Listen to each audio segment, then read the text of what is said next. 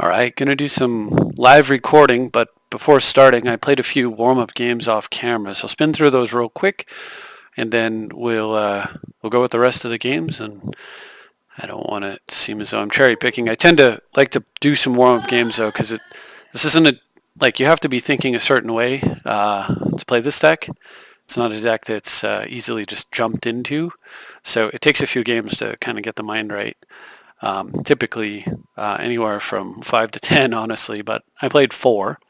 So we'll run through those. Here's the build. This deck is running 29 lands, and Serum Visions has been a recent addition. It's inverted preordain, like Ponder's kind of a similar to Brainstorm, preordain similar to Serum Visions. So the idea is just to run a slightly lower land count and have less mulligans because you have more ways to get land early, but you also have a card that's really good late, and with the addition of Force of Negation to the deck, the more blue cards we can cram in here, the better.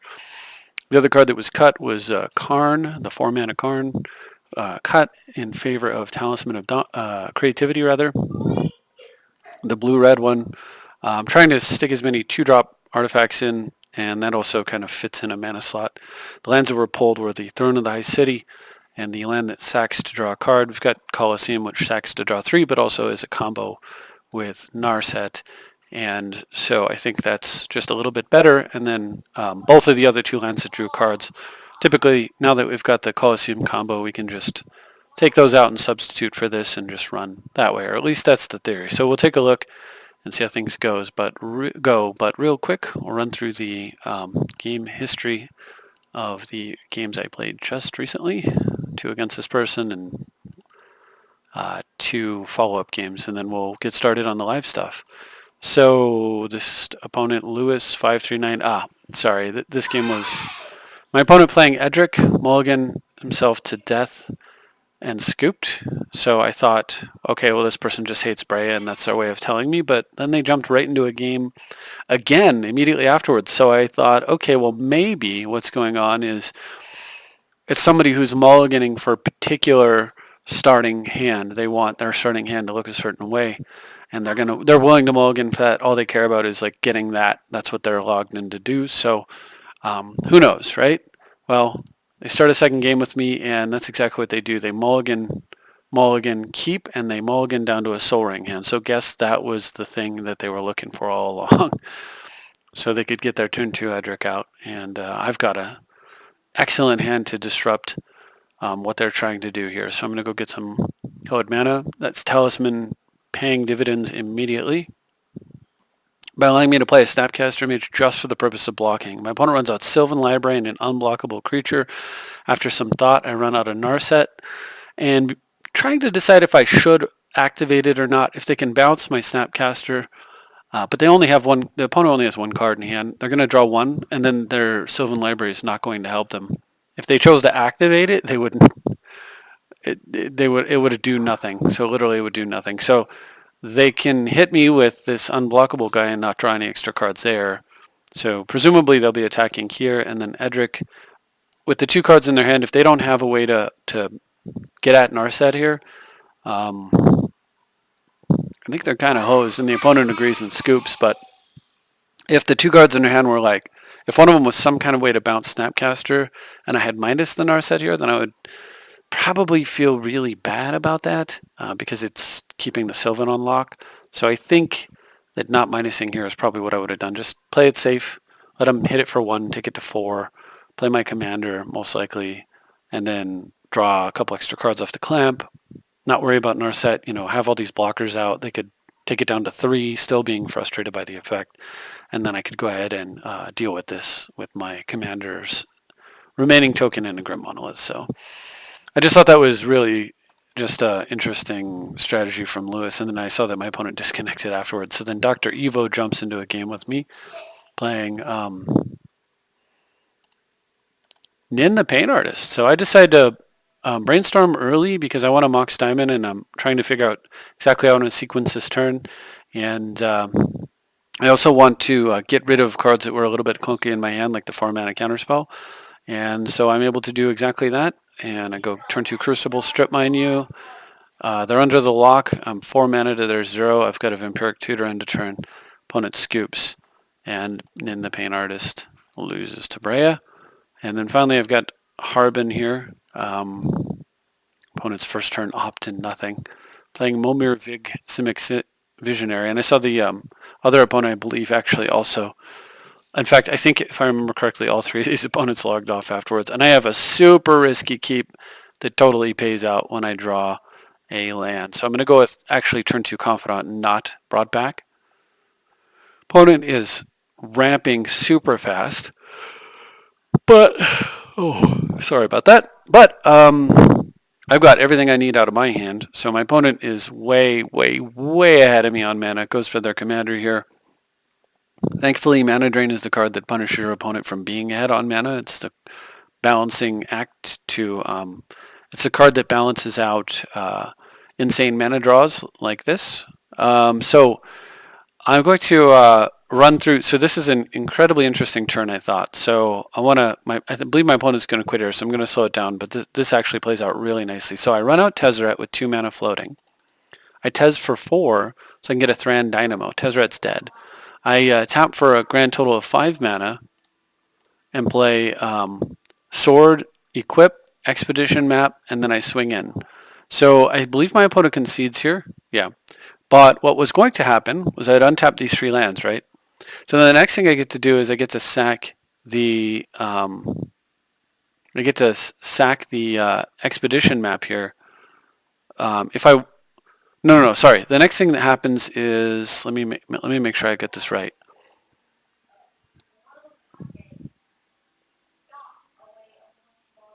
So sack the expedition map to go get a fetch land. Use the fetch land to get a Tundra.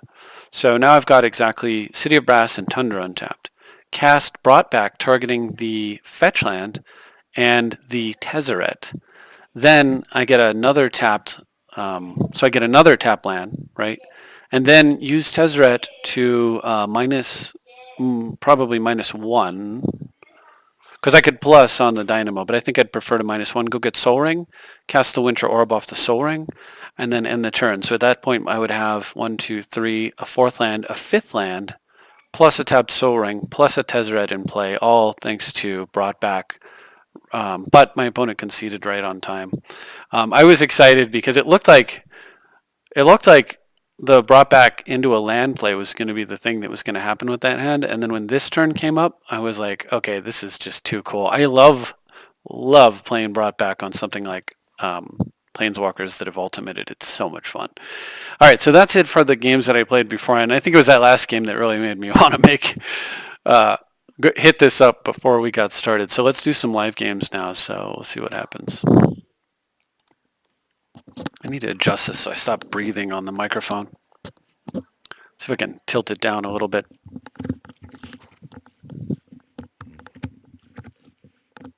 All right, so hopefully that wasn't too loud, and hopefully it doesn't make me too quiet. But, well, I'm still breathing on the mic. That's one thing I noticed in the last video is that this headset, as good as it is, it's very clear, but it's so sensitive that I end up breathing on it. Maybe if I tilt it up. Okay. Okay, I think we've got it. So hopefully you can hear me. So it wasn't tilting it down that I needed to do. Yeah, not breathing on it. Okay, it was tilting it up. So we'll see. Speaking of tilted, I think like I said, I think all of those opponents actually logged off, which is pretty funny. I suppose I could try to get a 1v1 game going. I really, truly dislike the 1v1 list quite a bit, though. It's just so much less fun to play. Double Armageddon. Don't have land tax in here yet. Do want it. Don't have Brought Back in here yet. Probably want it. I haven't played too much with this list. Probably want Scroll Rack. I mean, if it's going to be an Armageddon deck, it should be an Armageddon deck, right? There's also limited resources. Feels weird having my mic pointed up like that, but maybe. I'll have to figure out what I'm going to do here, but we got a game with the realist, so I'm actually just gonna leave that like that. Bring up the list.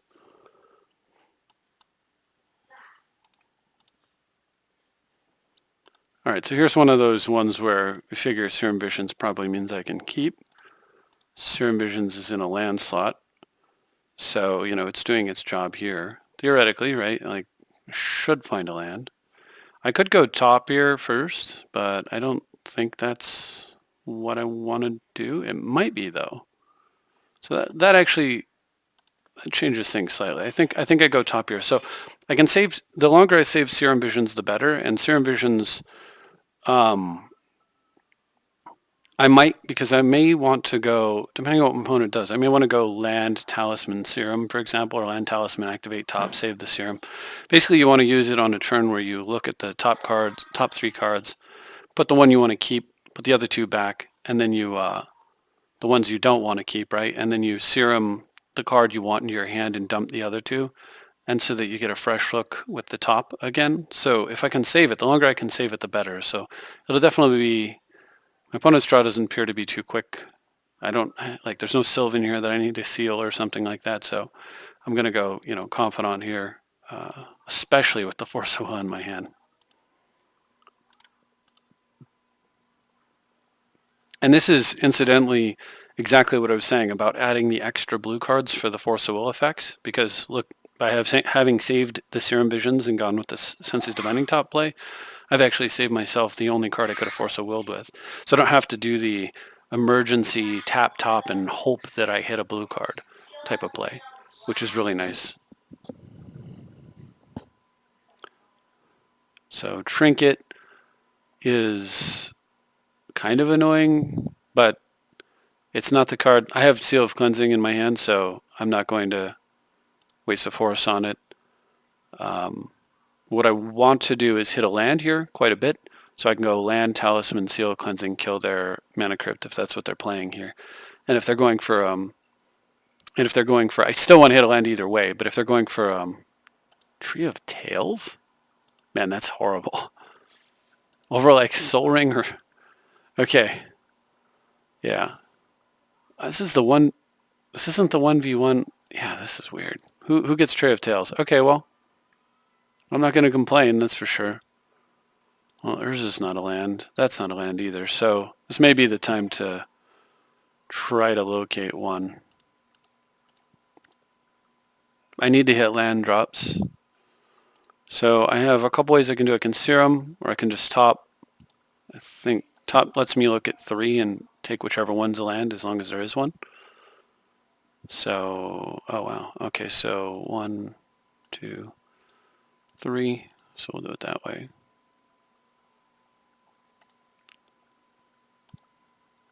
All right.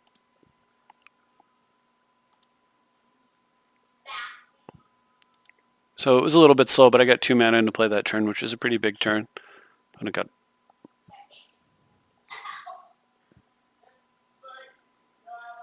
yeah, sure. All right. That's just weird. That's the second opponent who's played this card against me recently. So presumably they'll get green-white, and I don't know if they'll tap them or not, but there's an orb hiding up there. So with Urza already in my hand, I can Urza orb my opponent out of the game pretty easily. I don't even have to waste a disenchant on this. Okay, yeah.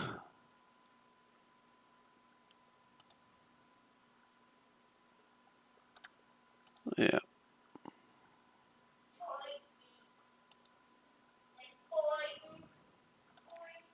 Strangely, not willing to trade your Trinket Mage for my Confidant is, we'll call it interesting.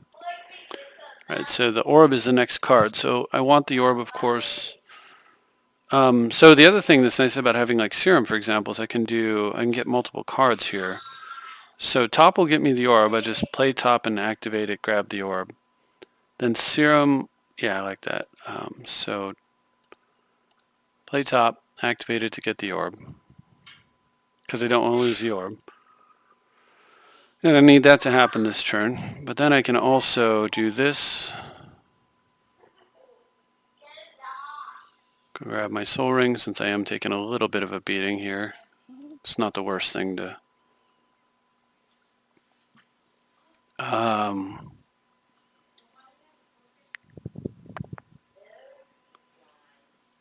So I want...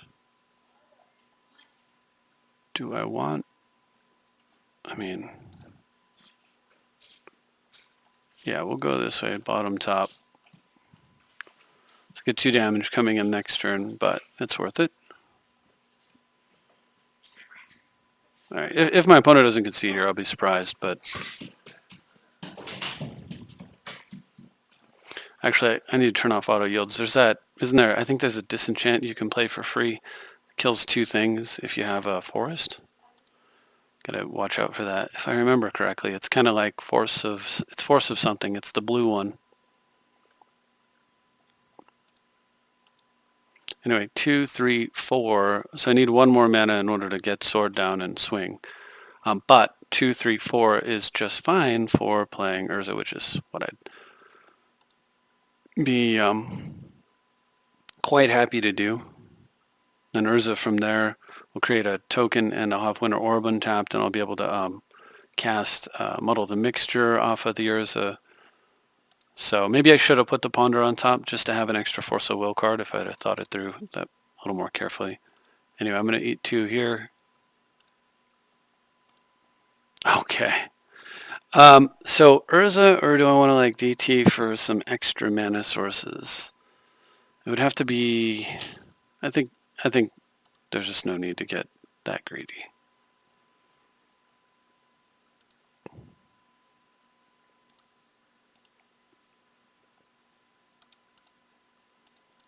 All right, and then next turn I can do the Sword of Feast and Famine thing. Get all my mana back. So this is just significant. If you notice, like the way this deck is built around Winter Orbit, it's entirely built around Winter Orb, right? This is significantly different from Armageddon, what Armageddon does in this position. Swords to Plowshares.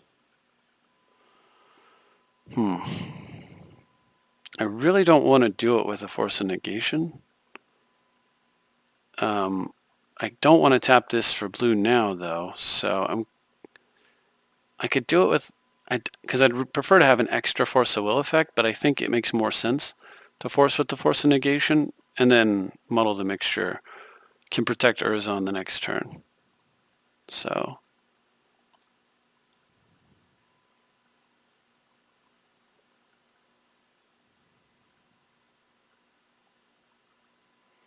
Force with a Force, it's pretty painful.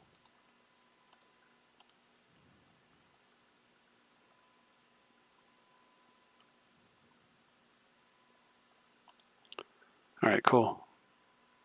So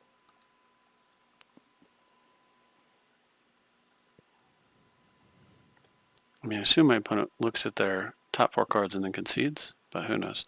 I do have to watch out for Derevi, of course, because they can sneak Derevi into play, and they can tap Winter Orb. I don't know if my opponent's like fully tracking that that's their out here. That it's very important that they save their mana up and do that. I don't think that they are tracking that. I think they're totally unaware. So, and I will not be explaining it to them.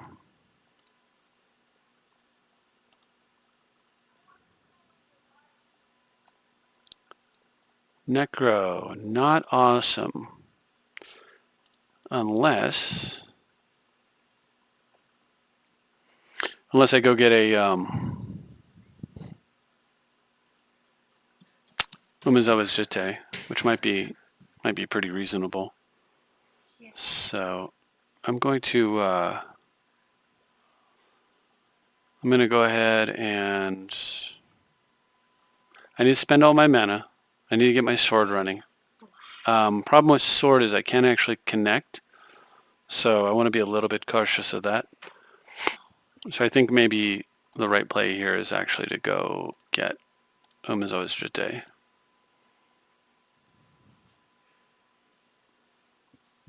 But I could get it via Tezzeret, actually. Tezzeret is very difficult to beat with a Winter Orb out. So let's see if I can find Tezzeret. There it is.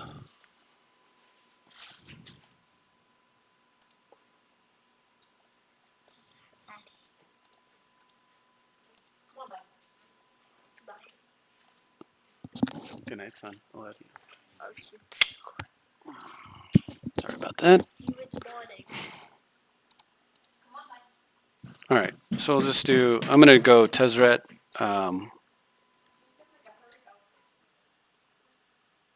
I can tap the construct for a blue, so I can get up to 4 mana this turn. So the play I want to make is going to actually be 1, 2, 3, 4. Yeah, I can only get up to 4 mana this turn. I can't get 5, so I actually can't get Feast. Oh, actually no, the Feast and Famine will tap per mana. Okay, cool. That's what I was thinking about, but I got distracted by more important things. All right. Anyway, so tap for blue, tap for blue. Question is, do I want to push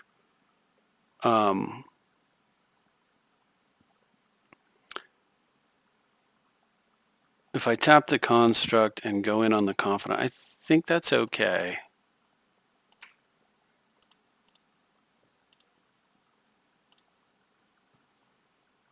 It leaves me back a solid blocker. It forces them to chump block. They have to do it with Trinket or Sage.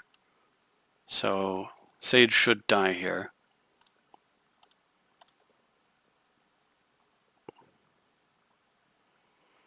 I am down, like Muddle's down, but I think this is, I still think this is correct. There are very few cards that, oh well, if my opponent just lets it through, then they're dead. Excuse me. Super dead. I don't know what they're doing here.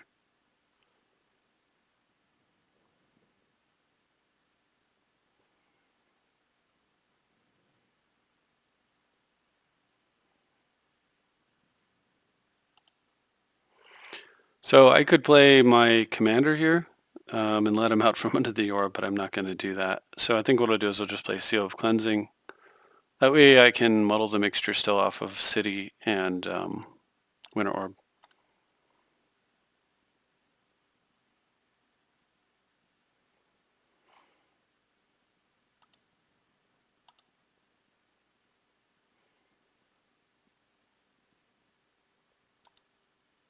I don't understand the lack of blocking there, but my opponent seems to have a weird mix of good cards and some really terrible ones. Swords, Trinket, Visionary's fine, but some of this other stuff is really bad.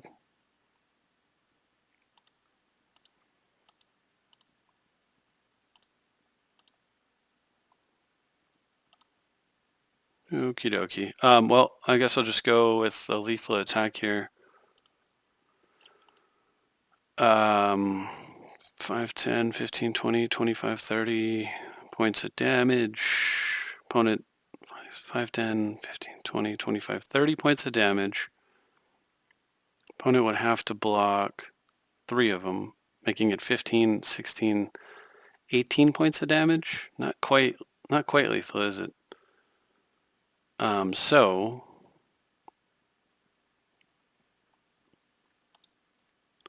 I'll just stick with my original plan. Let's go get Umezawa's Jitte, make Derevi pretty bad.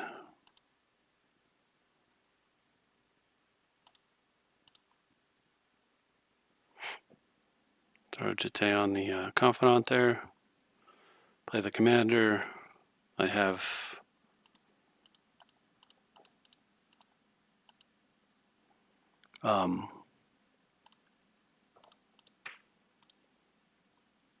a very scary construct headed their way. I've got 2 blue up per muddle. If I, of course, I have more than 2 blue thanks to Breya. I can Breya down a clamp here. I can tap for mana and I can kill the Sage Trinket if I want to, just to ensure Confidant connects.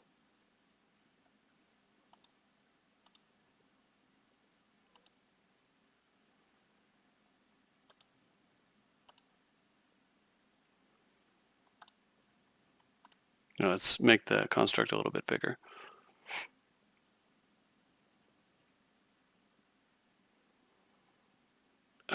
Let's see if my opponent just gives me extra mana or not.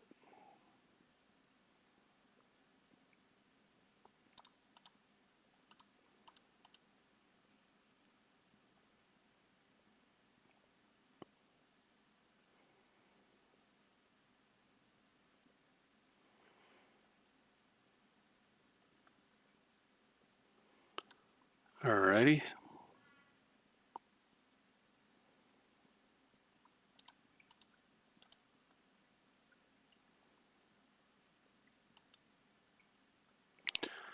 Alright, well, in that case, I'm going to just draw some extra cards.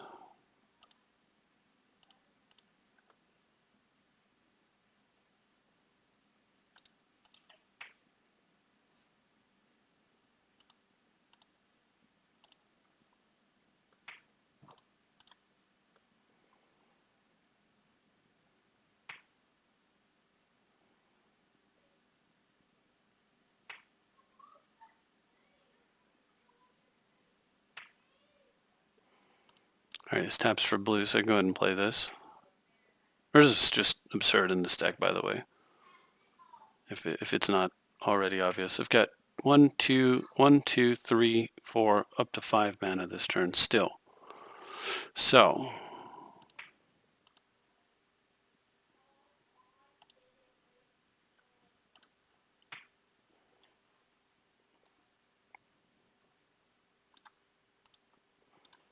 don't need any of those. Vindicate's nice. Do I want to try to cast it? Can I cast it? No, I can't. Alright, I'm done. That's good.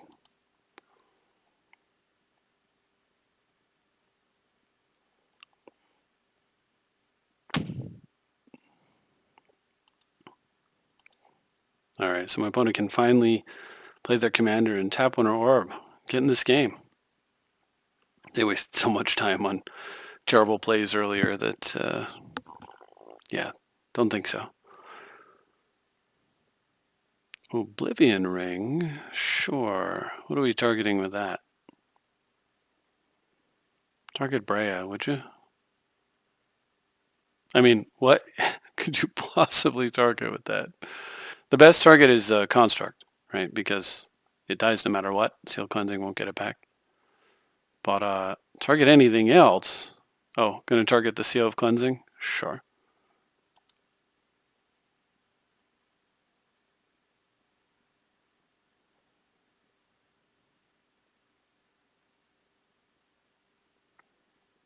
That's very silly.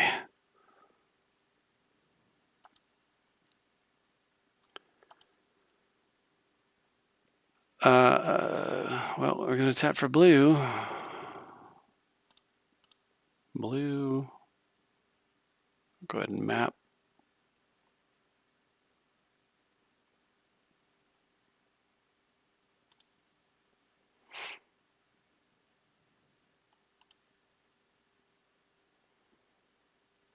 Let's see, there's nothing in my deck that costs 7, so we'll just let this happen. Then I can Jitte in between if I need to.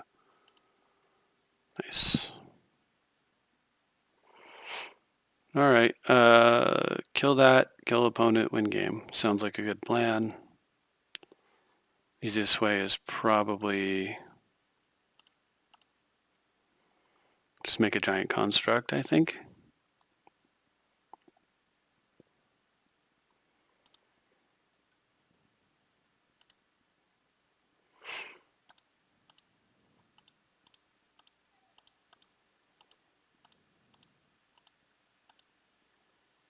Oh, I should have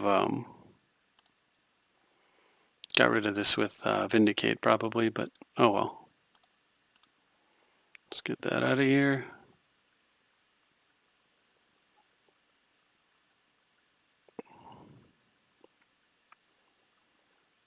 Now if I tap for blue, blue, blue, I can muddle and then get another artifact into play.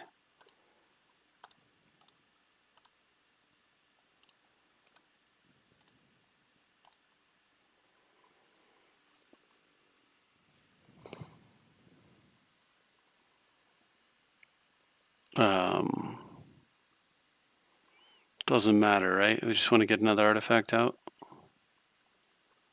It's probably, I guess copy artifact's the best one. Because it gets multiples. Let's keep the one that's not summoning sick.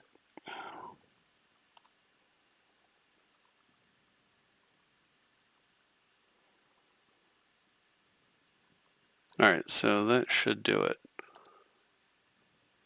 I think that's the most damage I can get out of this turn.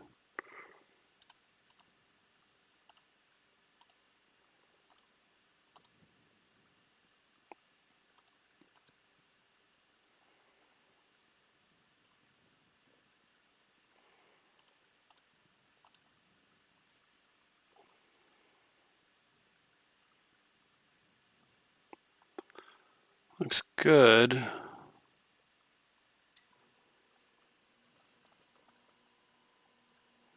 Not really trying to prove anything here, just having a little bit of fun, exercising deck mechanics, but also exercising my mind to try to see, if I can figure out, okay, what's the most damage I can squeeze out of this turn without, with the resources that I have available, right? Like, did I actually attain that just now, or did I come up short? I'm not sure, but I got 25 damage out of this attack phase, and I still haven't actually used Breya's activation yet, which 2, 4, 5, 6, 7, 8, I would be able to throw 4 times 3, so another 12 at my opponent. So 37 damage this turn. Very acceptable.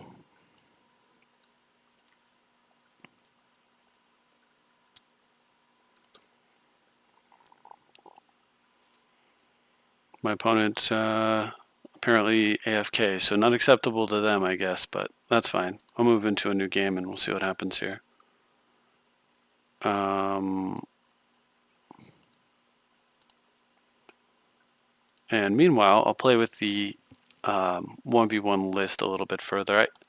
I almost, there's a part of me that kind of wants to semi-scrap it and rebuild it around, specifically build it around Armageddon, right? And because it's the only thing you can build around, there's no Winter Orb and there's no Mind Twist, so Armageddon is it. And if I'm going to do that, I don't know if I need to scrap it completely, but I want to make sure that everything in the deck is pushing in the same direction, because Armageddon really is a build around me card, just like Winter Orb is. This is not safe. So, oh wow. Okay, yeah, this is keepable. So what's going away here? In a way, Mana Vault's kind of weak, but I think that,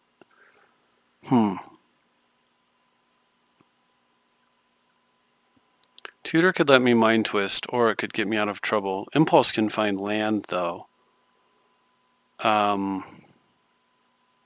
which is super important. Tutor can as well. I think I'll dump the Tutor. And we'll see if we can use the Narset and Tezzeret to dig up what I want. They'll help make up for the inherent card disadvantage in the Mulligan as well as the Mana Vault. Shiny, but it's not an artifact. Okay, it's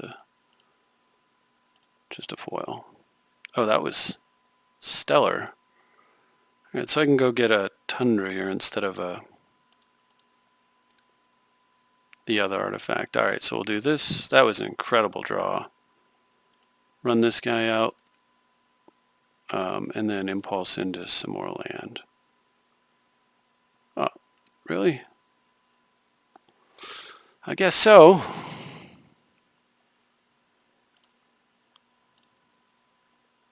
Hope abandoned, right? Alright, so if I'm working on this,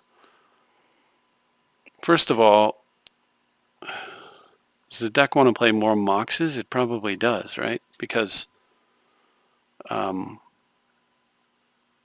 I just don't know. It looks like a pretty good build, but it's still kind of lacking in some obvious areas here, I think. I don't know, though. One of the things I also don't know about this deck is whether or not, well, first of all, my land count is a little bit weird. Do I have snow-covered lands? No. So what do I have? Okay, Fiery Islet, you've got to go. Do I have Throne of the High City? What is the other land? Because I can't run Strip Mine either, which is another reason you have to play Armageddon in this build. Really dislike that, but well, if I think I need Moxes, I'll grab them. All right, if I need extra Moxes, but Let's just grab basic islands for now, just to make sure my count is good. Where are you at, islands? Let's do it this way. There. So I need at least 4 if I'm gonna run land tax, and preferably something closer to 5 would be ideal.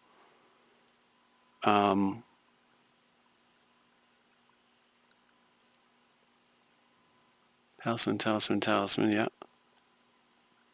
Grim, definitely don't want to run Felwar Stone in this build. I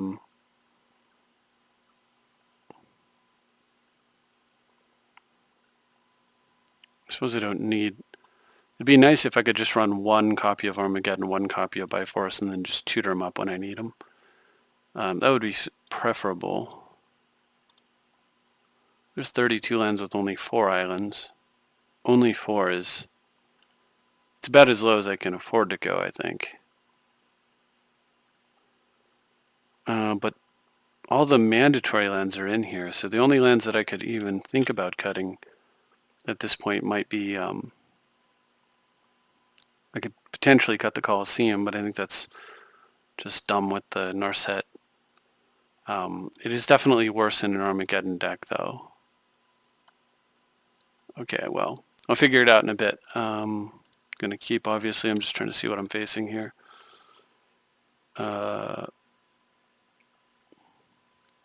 Okay, so like a token deck, maybe? Not really sure. Doesn't appear to be likely to be threatening, but hard to say.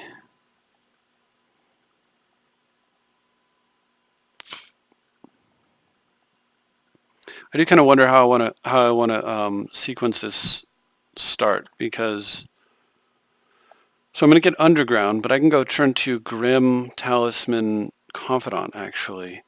So I get out both a mana and a card drawer, and I get a little bit faster that way, and I think that's probably correct.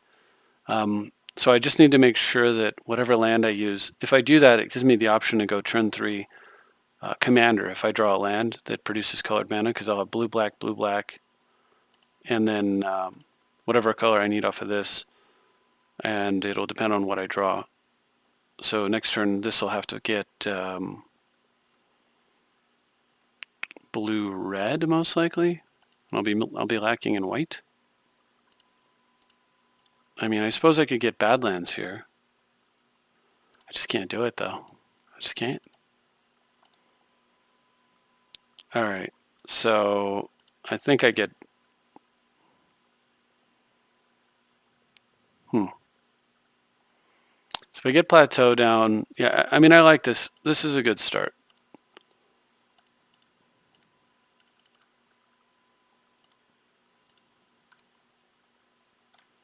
Because if I don't get my commander here, then I've got Mana Leak backed up with a Strip Mine, very solid.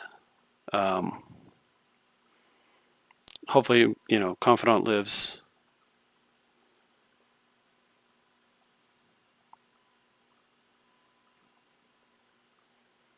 Yeah, okay. Well, a little disappointing that my opponent got the Saprolings there, but looking good. So if I were to do the Narset thing right now, I'm kind of like, I only get 1 shot off the Narset, but if I do Strip Mine map here, right, then what I get to do is I get to Mana Leak their play if they have one. If they don't have one, then I get to use my map to ensure that I can land my commander and protect Narset. Then on the following turn, I can do the I can get the Narset down and use it immediately and potentially have a second use coming. So if it all plays out correctly, what's going to happen here is I'm not going to on the Narset turn, the 5 mana turn, I'll have Mana Leak behind the Narset as well. So I think I'll get a... I'm not going to get Tundra. I think I'll go ahead and just get Command Tower. That's fine.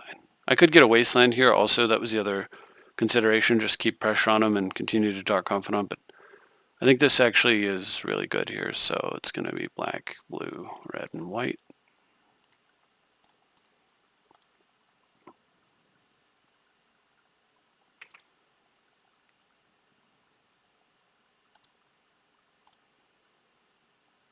Because Breya just gives such a strong board presence right now and shuts down the offense of my opponent so easily that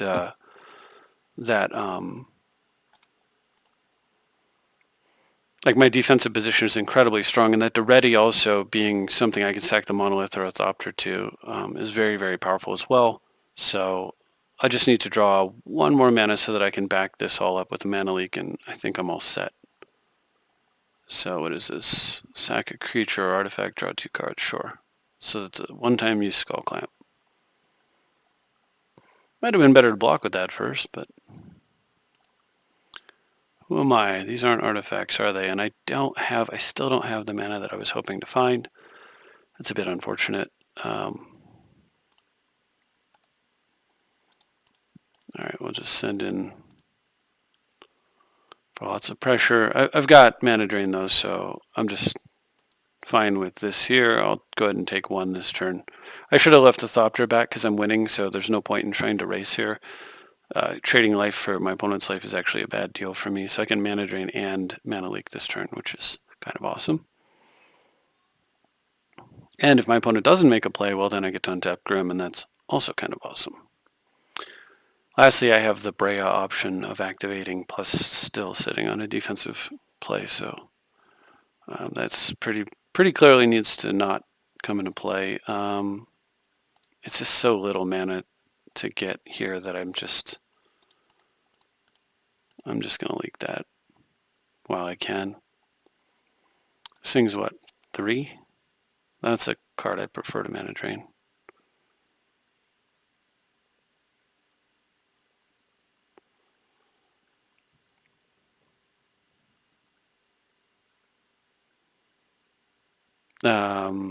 Sacrifice a sapling to give a creature -1/-1 until end of turn. So if I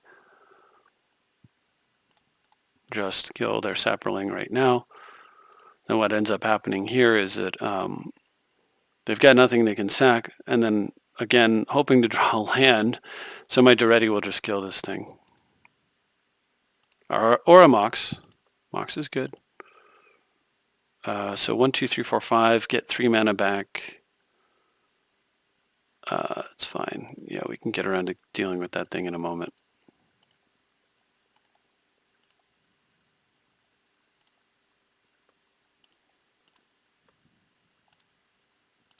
I should have put that on Dark Confidant so that I could attack with Dark Confidant here. So that was a mistake. And also just to keep him alive without having to fight over how I keep him alive. But oops, error. All right, that's fine. All right, so again, I'll try to get a mana drain off. I'm still missing mana drops, but this deck does play pretty well on tight mana. It plays extremely well on good mana, though. Okay, hopefully this means that they'll run a 5-drop into my mana drain.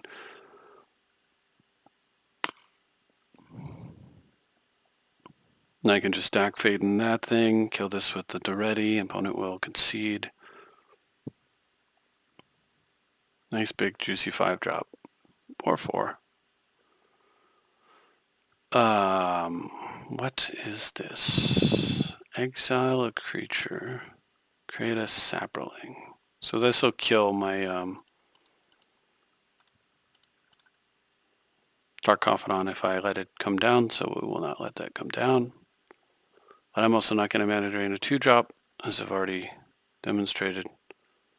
Just seems foolish to me. Okay, sure.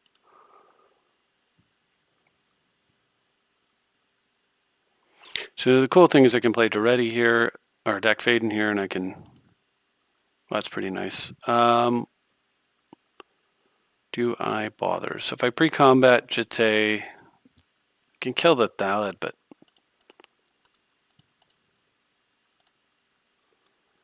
I'd rather do this. Give me that.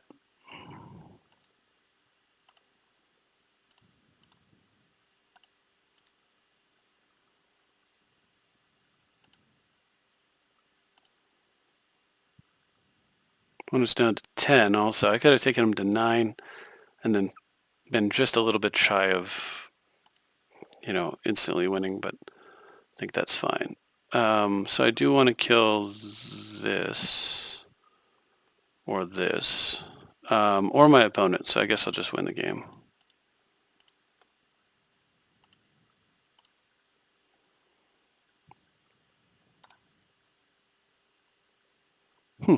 Interesting card.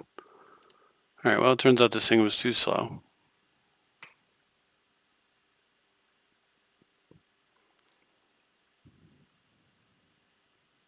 Who would have thought that a card that pays you out a 1/1 in 3 turns after you use it could ever possibly be too slow?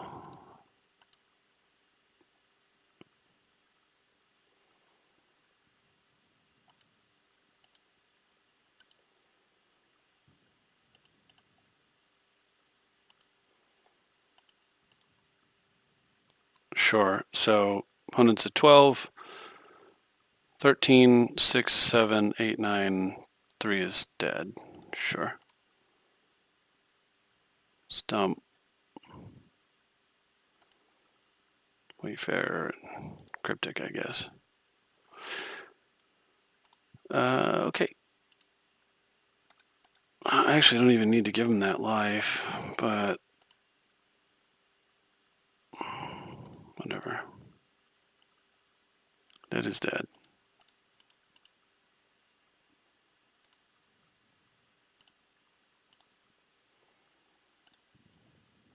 Sure. Okay. Let's see if I can get, this is open play, let's see if we can get a decent game going, hopefully. Meanwhile, I'll play around with this deck a little bit. I don't know. This might not be the time to play around with this tech, frankly. But we'll see what I can do. Is land tax scroll rack mandatory for an Armageddon deck? It feels like it should be. Now, cards like actually Treachery might be weaker. As good as Treachery is, it's an insane card, but the idea is, untapping a bunch of lands not really going to help. Urza still produces tons of mana. Sword of Feast of Famine's a little bit weaker than usual. You can hit hands, but there's no lands to untap. It's a lot weaker, actually. I don't know. I'll have to play around with it. Treachery probably can't be cut, but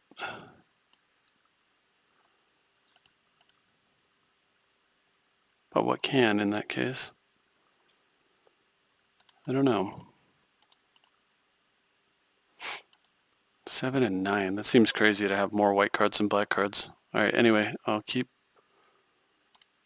And so my opponent's playing Daxos the Returned.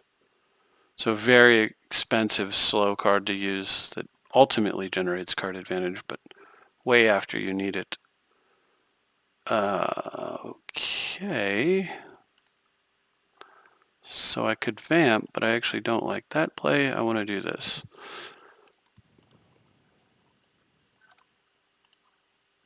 That was incorrect, by the way. I should have went land, crypt, then map, and the reason is mana tithe. That was a misplay. I'm trying to think about the 1v1 list and try to think about this game. I should focus on the game. So I'm going to, the reason I did this is because I really would like to get Necro down next turn. So this will let me get a Necropotence into play. So I'll leave it to you to figure out if you can see how that works, but I'm going to go ahead and do it. So we'll go ahead and get Mishra's Naughty Workshop.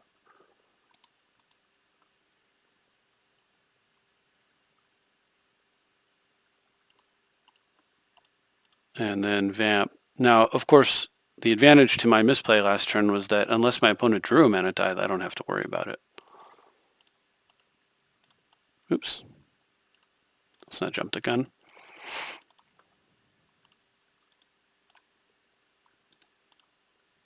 All right. And that should be it.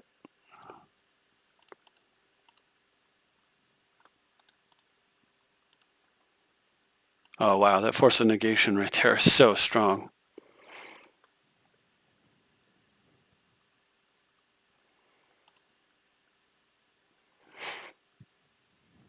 But I have a disenchant, so we'll leave it alone. I also have deck Vaden, so we'll really leave it alone.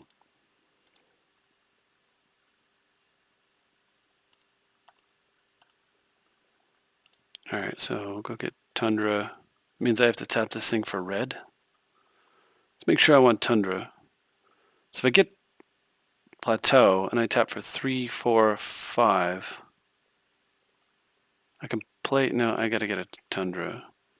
So if I play, I wanna try to get Teferi into Dak. So the way to do this is triple red, right? And then a blue, and then a white, and then I play this guy here.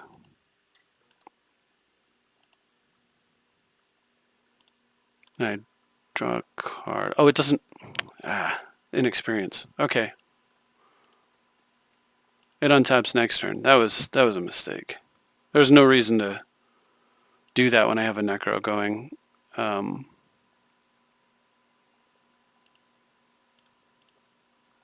Well, it's fine. I mean, I'm pretty sure I can find a way to win this game, but that was a screw up. Shoot, man. 2 screw ups so far. In the same game, too, honestly.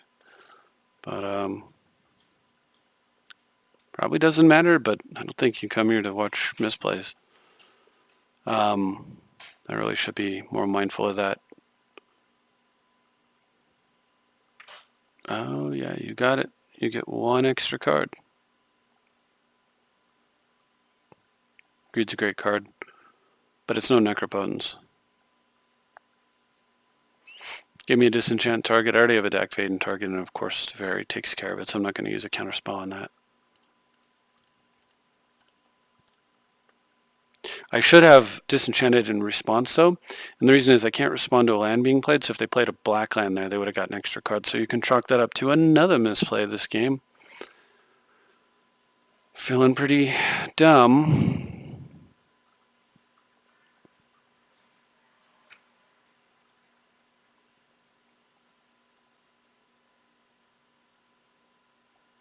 Yeah. So, but if I would have responded to the greed, then they can't play a land in response. If I don't respond to the greed, I can't respond to them playing a land. So, bad all around. So, I definitely want to see if I can hit a land drop here. No luck. All right, well, I've got to get red. I could impulse. Yeah, I like that. So do I want colored mana here, or do I want a Thran Dynamo? I think I actually want the Steam Vents. A little crazy. So I tap it for red and colorless. Then I need, actually like this, so here's what I'm going to do. So red, triple blue, and a colorless. I'm going to 3, 4, 5, 6. Now, just going to do it this way.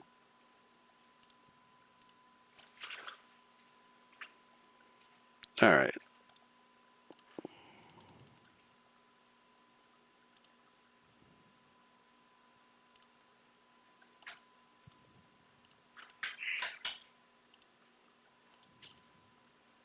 All right, that's better. A little better. All right, so basically, I'm just trying to maximize the efficiency of...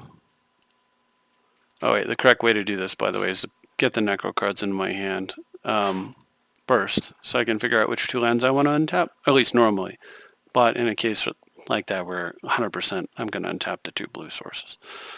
It's not needed, but...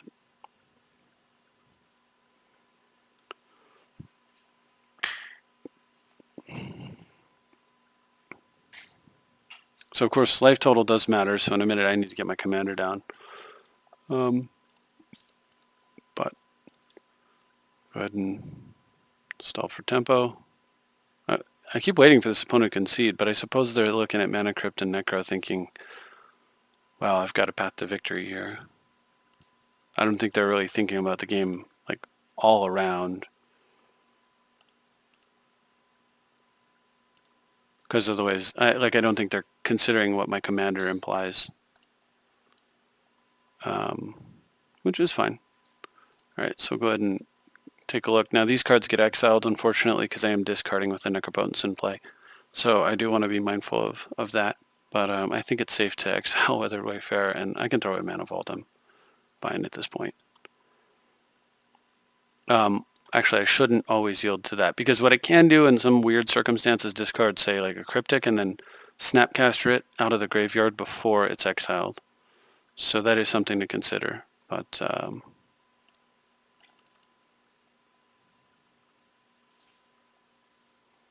alright, so I want to get Urza down.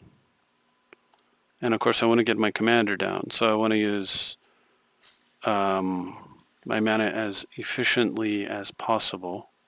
I want to play Urza first because it gives me additional blue mana right off the bat, which I can use to protect myself from Swords to Plowshares.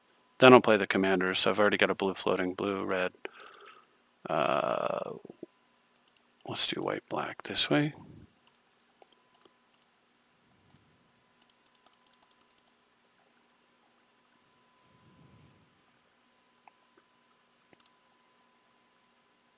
Alright, tons of mana here. I'm going to go ahead and snag 3 cards.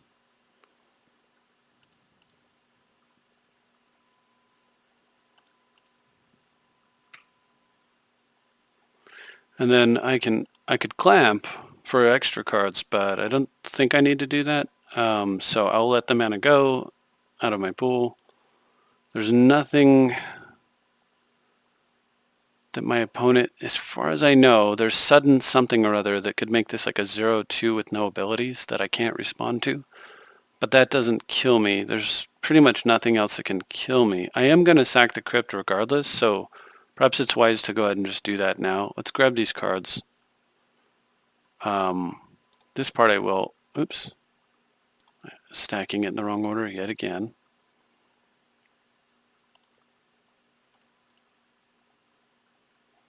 All right, so I will go ahead and grab the life that I'm going to grab no matter what. So we'll just grab the 5 life. So we'll kill this, and we'll kill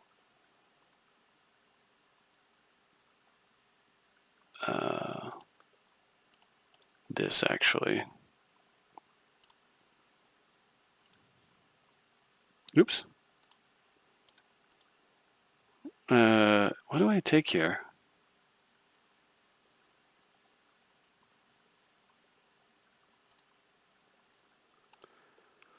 All right, so I want to sack this, and I want to sack probably Skull Clamp, honestly. I'll just sack a Thopter. So I'm going to, the reason I'm debating there is that I can clamp Thopters for more cards, but I mean, I've got Necro. So the Thopter produces 2.5 life for Necro, but with the clamp it produces 2. So 2.5 life is 2.5 cards. With the clamp it produces 2. So I did waste a blue mana there, which sucks. I should have probably tapped for blue and Mystical Tutored, and then went ahead and just, yeah, I could have played that a tiny bit better, but I mean, you know. I can just remand this back to my opponent's hand and then Mind Twist them, so I'll go ahead and do that. Should go ahead and take that back.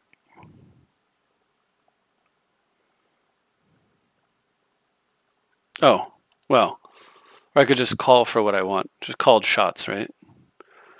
Well, in that case, I'm still going to tutor.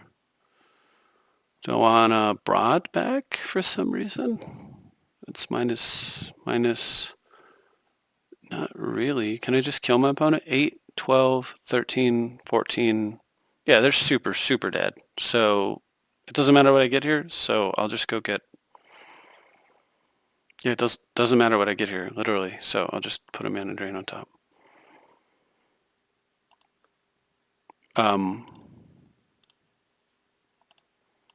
Put it into my hand. Don't want to mana drain my opponent. Well, I'll go ahead and do this first. Definitely don't want to be paying extra life there. I'm not going to be playing Toxic Deluge this game. I can play the Workshop, or the Crucible rather. There is still a, so white red. There's a plateau. I'll just go grab a plateau. And 4, 9, 10. Yeah, I mean, they're super dead. So let's see. That's 13, 14, 15 points of damage. 16 if I equip clamp.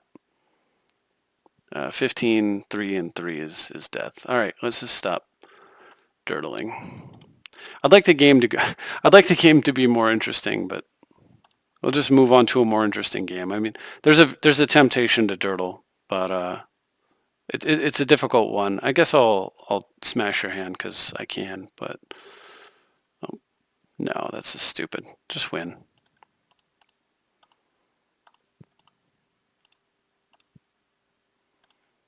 Kill it. Sure.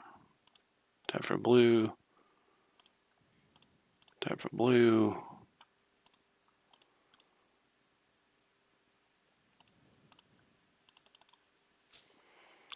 Sec 2. How about Skull Clamp and Vedalken Shackles? How about that?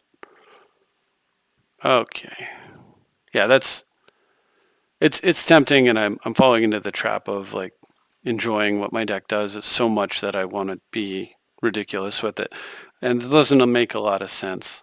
I think for this 1v1 list, I'm probably just I am gonna do like a full scrap and rebuild. I'm gonna start with Armageddon effects, fill in ramp effects, like Armageddon ramp, right? I'm gonna go in reverse, and I'm gonna see if it changes the way that I approach the deck. But this is definitely a mulligan. Sorry, I got texted. I was just checking to see what that's all about. So go ahead and take that mulligan. There's a keeper. Who's first? They're first, so that makes the Wayfarer a little bit better. Yay. All right, so I can dump Urborg against this opponent.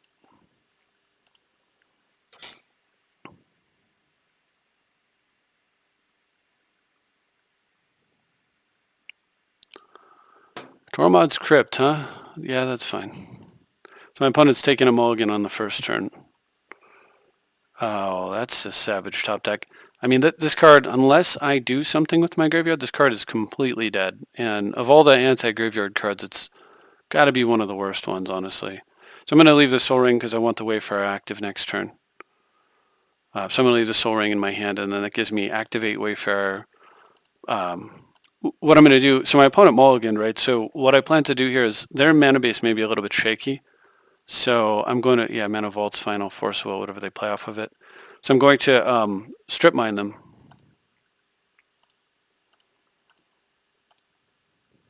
All right, so we'll do that now.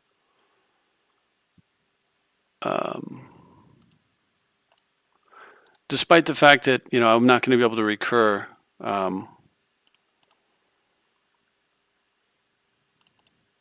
the strip mine due to the Tormod's Crypt. I'm not super concerned about that because this game's going to be over very quickly, very soon. The fact that my opponent is going to use Mana Vault to run something out and get 2 for 1, they're going to 2 for 1 themselves. Like they're going to use Mana Vault, and I'm going to 2 for 1 myself, and so I come out ahead on that. So this is really nice. My opponent, well, it may not work precisely the way I want it to at this point because they can Wasteland here. But if they do, it's going to tap their Mana Vault, so it's probably okay.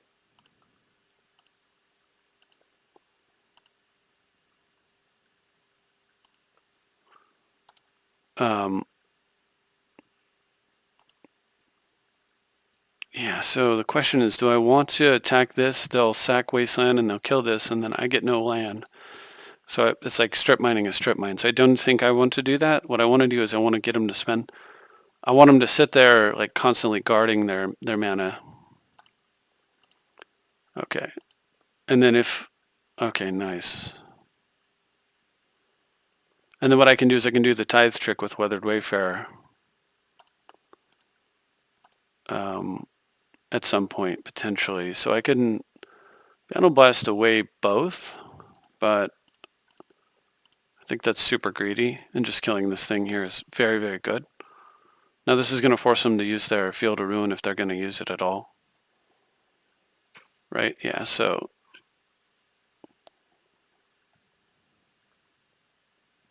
okay.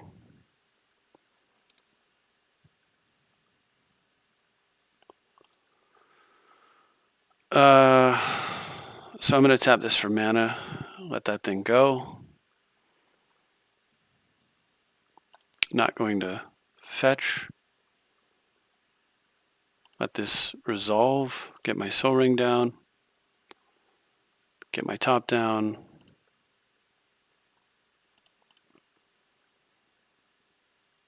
Oh, there's a Necro. Okay, so now I miss that Urborg, don't I?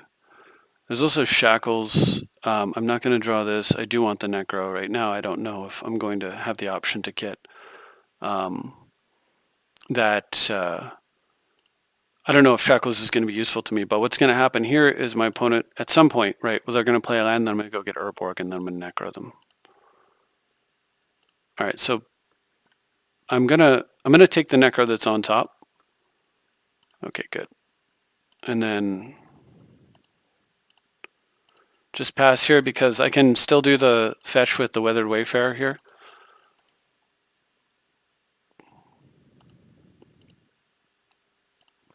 And if nothing happens, I can continue to play fetch lands. Potentially, and improve my board that way. So we saw some fetches in here. Go ahead and do that. And if I get up to 3 fetch lands, then I'll just slam Necro and call it good, and I'll stop using Weathered Wayfarer.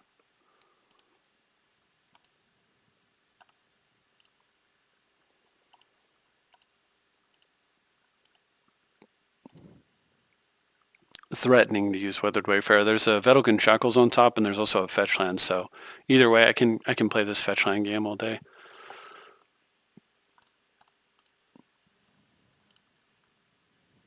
All right. Talisman is really good, better than Shackles. I have a land drop, so I'm going to go ahead and take the Talisman, I think. And then shuffle.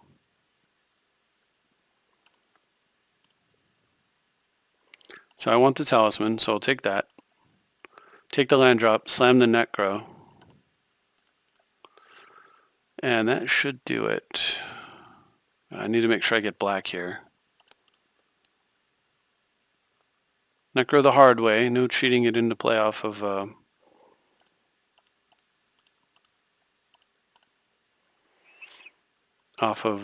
see, they can't even mana leak me on this off of Urborg. Anyway, so I'll go ahead and grab my 5.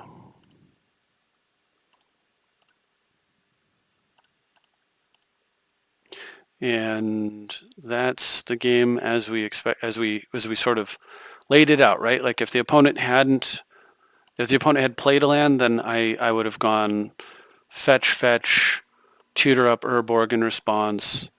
I would have got better lands into play. And then I would have slammed Necro a little bit earlier in this game. But if they didn't, then I got to continuously threaten to activate Wayfarer, and I think the double strip mine. Yeah, Weathered Wayfarer is just such a killer against control. Such a killer. All right, let's just do this. My phone's going off. Why is it going off? Sorry for not being interesting, but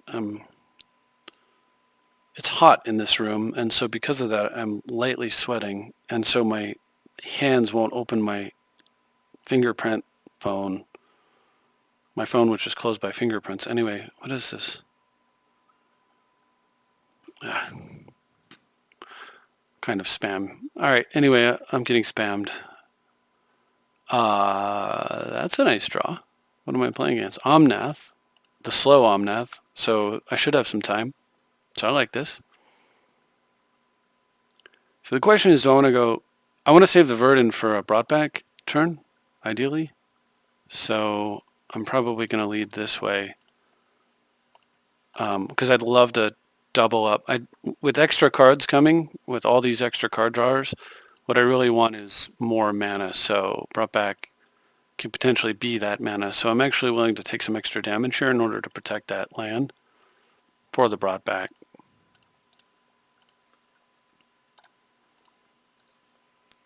It does mean that I was, no matter what, how I sequence this though, there was no way I was going to get Jason to play early, even with the Ancient Tomb.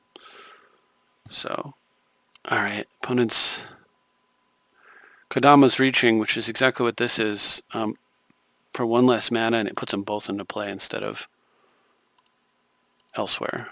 At least it has the potential to do that, right? So I think I waste my opponent here, stall a little bit. I've got I've got the advantage on the board right now, so I really want the game to go to I want slow development. I very much would like to get a second white source. Please. Oh, that's nasty. All right, well, that's good for them, but it's not. Oh, now that's scary. I was going to say it's not scary because they're not, holy smokes, disrupting me or developing, but yeah, I'll take that all back. Okay.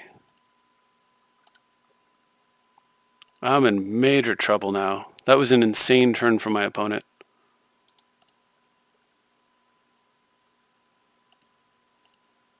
Two, three, four, five, six mana, and the 3, 4, 5, 6, 7 mana. So I'm gonna have to like Jace bounce that. I need to focus on this game a little bit harder. So 2, 3, 4. At least they don't recurring with Crucible again. Okay, so there's that. I'm gonna take some damage here.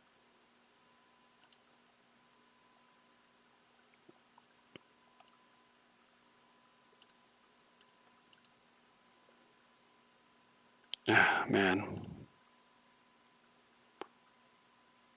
Gotta get that thing off the board.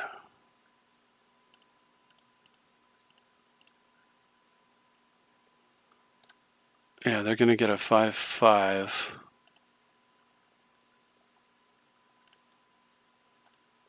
But all right, so this is my opponent. If they hit a land drop here, if they hit a fetch land, it's super bad. If they hit a regular land drop, it's bad. It's all bad. But if, assuming that their play is commander land, right? But at the very least, I've got something going on, like I might be getting some tempo back. On the off chance, though, that my opponent's play is commander nothing. All right, so whenever you tap forest, get an extra. Huh.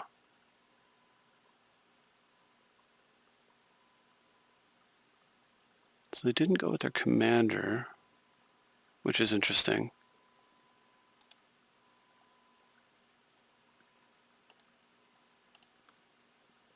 Put a +1 on up to 1 non-creature land you control. Non-creature land becomes basically a 3/3. And it untaps it, which is a bummer. They've got to send both a Jace. So they do lose some damage here. God.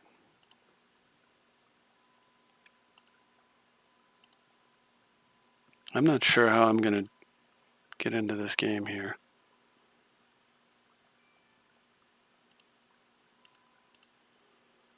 So I can clear the board. I can mana drain their commander would be huge. I need to try to do that. So is this thing a 3/3 forever? Oh, it is. So if I clear their board, it's going to hurt them pretty bad. Although they've got the Crucible, so I don't know how bad, but yeah,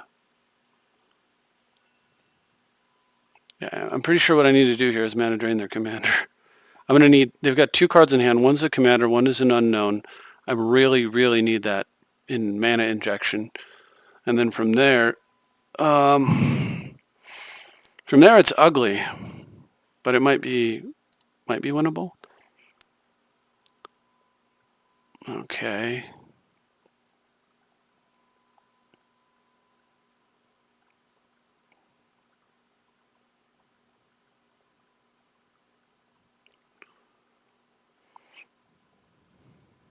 Mana Crypt. Scary card. All right, so let's see what happens. I don't mind though. I enjoy the challenge. All right, so mana drain.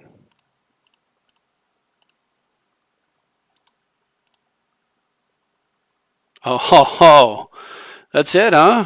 Geez, you're not going to let me think my way through this? I guess the 7 mana here is pretty gross. So I'm not even sure how I'm not even sure how I win this one, honestly. But I mean, sure. I guess that's kind of disappointing. I would have really liked to have had to think that through. I certainly knew that the only way I could win it was Mana Drain. Again, like I was saying before, Mana Drain is the punish card for cards like this existing, classically making it so that when your opponent gets an insane start, you have a comeback mechanism in this card, keeping opponents honest, basically, which is why I really like formats with Mana Drain in it. That's definitely a mulligan, and that's a keep. But I'm not sure that the recovery there was guaranteed by any means whatsoever. All right, something in my hand is too early, and it is probably this sword. So let's just do this weird play here.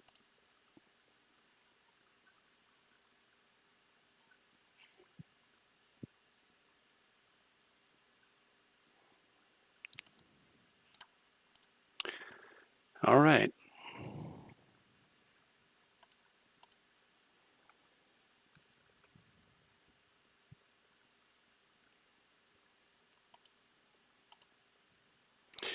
Opponent's off to a nice slow start. Feeling pretty good about the situation here. I'll go ahead and just do it this way. So what I want to do is probably map top off of a fetch.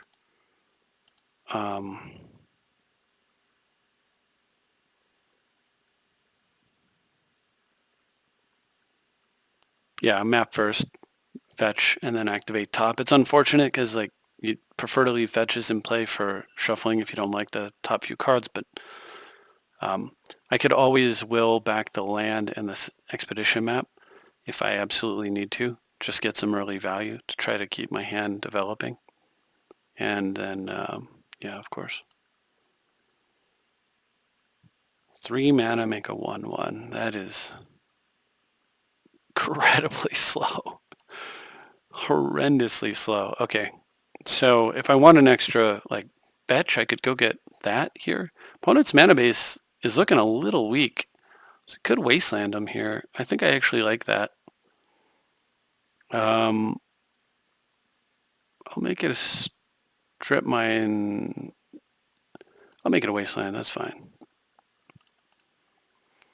I think though that I am going to get, so I could get black, but I think I really need to get 2 blue into play. So I'm going to get the Tundra and just believe in my deck's ability to find what I need to find. So I waste them here. Brainstorm, I like a lot.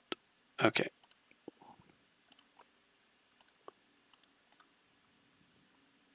Because it's a little bit early for Will here, right? So I'm going to waste them and then Shackles.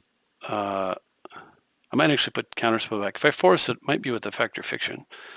Let's think this through. So I want to put away Will and Watery Grave.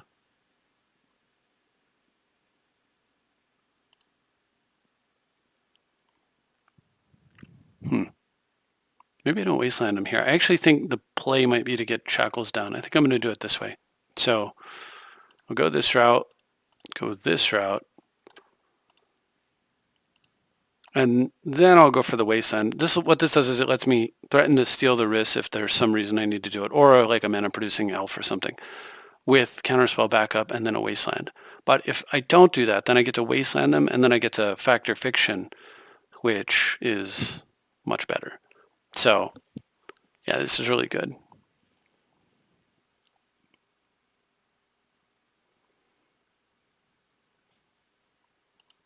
And of course, if my opponent misses a land drop, then they're completely done for.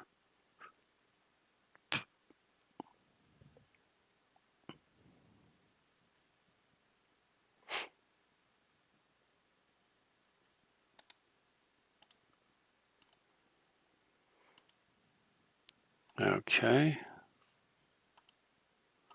Yeah, they're toast. So we just waste them, Factor Fiction, game over. Wait for their upkeep. They've got 8 cards in hand, so I think I'm actually going to hit the tower so that I can get them to discard some cards. If they don't have a play here, then I just cost them 2 cards from their hand.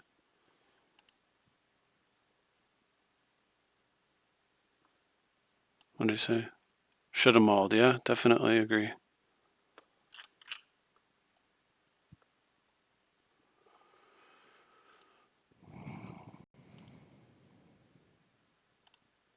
All right, I'm not going to play around Mana Tithe or anything like that. I've got, well, maybe I get 1 card out of their hand. We'll see what happens here. Yeah. All right, so Factor Fiction would have netted, what, 5 cards. So what I would have done is topped first, because Will is too important right here, and then Factor Fiction. Let them divide it up however they want. Ideally, Mystical Teachings and Top make their way to the graveyard, but either way, or maybe Ponder does. Because then when I will, I'm going to replay Wasteland and then I want to replay cheap things. So I want to Factor Fiction here, right? So I want to push Will into my hand with the top, and this is a Sensei's Divining Top, Will into this, and then I want Teachings in the graveyard because I can flash it back, and then 1-drops because I can replay them very cheaply. And then I will Wasteland, and then actually, the truth of the matter is it wouldn't have mattered with the 1-drops because I would have played Expedition Map, and then the follow-up play was go get Strip Mine and hit them a 3rd time. So once you've I don't know if you ever played in a format where I really should do something about this ugly deck. Anyway, in a format with Sinkhole and Hymn to Torok legal, but in the old days that was one of the premier. This is an insane hand. I'm totally keeping this.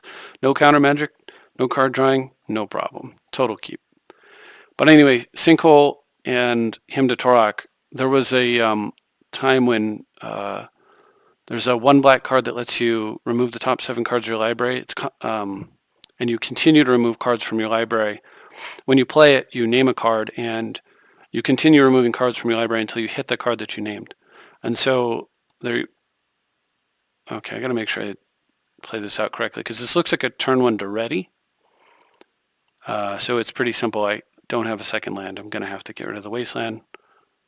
I'm going to play this, run this guy out. To ready on board. We'll get the vault down. Black, red, go.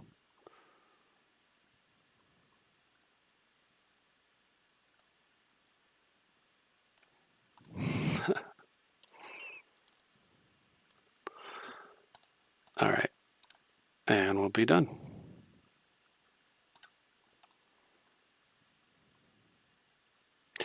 So anyway, what I was trying to say though is in that one. So typically you would hymn your opponent. You would typically try to hymn your opponent very early. So a play for that kind of a deck was classically something along the lines of first turn Swamp, Dark Ritual, hymn you or Sinkhole you, depending on what you had and what was in play. And then the next thing you would do is you would play that 1 black tutor card, and you would always go get the exact same card that you named. And so that's what I'm getting at. The thing to basically realize at that point is that the card, the thing you want to do in this game, if you can, when you're attacking your opponent's resources, is you want to hit the same resource multiple times rather than flexing between. You don't want to get their hand and then get their graveyard. or rather hand and then mana. You want to go mana, mana, mana, or hand, hand, hand. Um, of course, if you can hit both, like with the card like this, for example, sure, fine. But typically, that's not what you want to be doing. Typically, you don't have that luxury, frankly, and so you just and so you just you you double down on the same resources. So that's why in the situation of last game that I was in, it's a long story, but it's because my brain doesn't quite work when I'm playing Magic. I can do like one or the other pretty well, but I really struggle to do both. But in that game, I was saying I was going to go get Expedition Map, and I was going to continue. I was going to get Wasteland again, map for Strip Mine, get Strip Mine again, because that's what you want to do. You want to hammer away at the same resources until the opponent runs out of that particular resource type, and then the game is lost.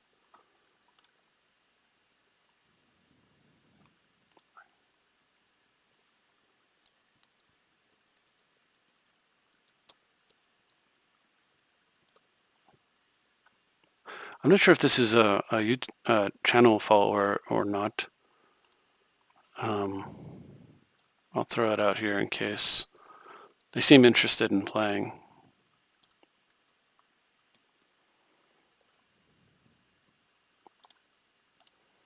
Against this deck. And if they're interested in playing against this deck, that might mean that the deck is interesting to them. And if that's the case, then I would like to offer them my channel, something they can check out that might further interest them. So we'll see.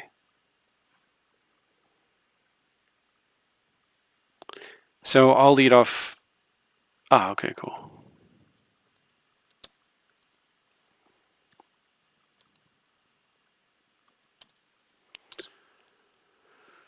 So yeah, there's somebody who likes the channel. Very cool.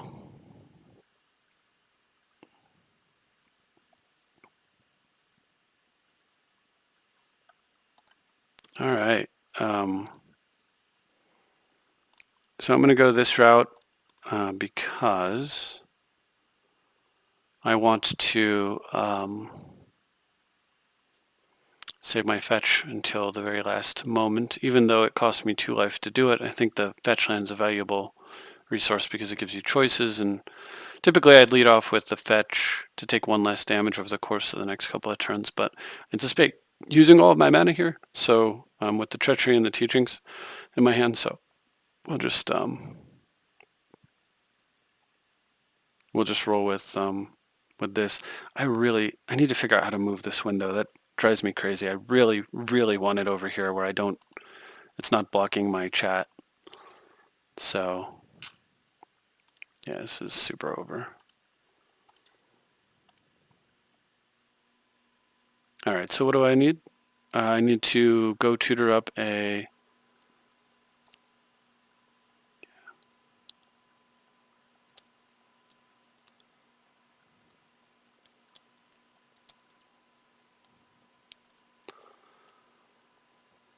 He says he weirdly enjoys seeing my decks kick ass. That's that's super awesome. Like that's what my channel's supposed to be for. It's for people that just want to see like an insane deck do insane things, right? Like it's if you just enjoy seeing a finely tuned engine, if you're the kind of person that would rather watch, say the world's fastest cars racing over, knockdown street races.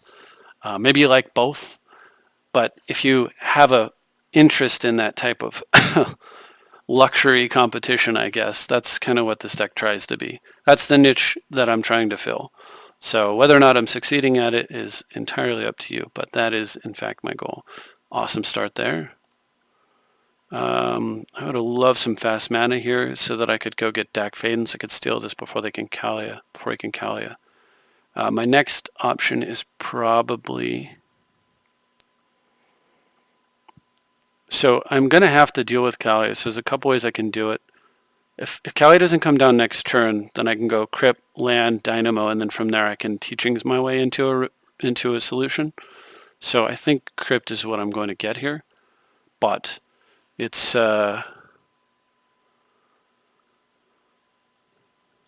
little a little bit sketchy. The nice thing though is that I can possibly just teachings my way in to a Dak Faden if my opponent does not, if they don't manage to get Kalia down quickly enough. I should have yielded to that as well. But we'll see. Hopefully Dak Faden, well, no, they can't play Dak over there, so. Okay, so they're racing out. So Kalia is definitely prepped and ready to go. All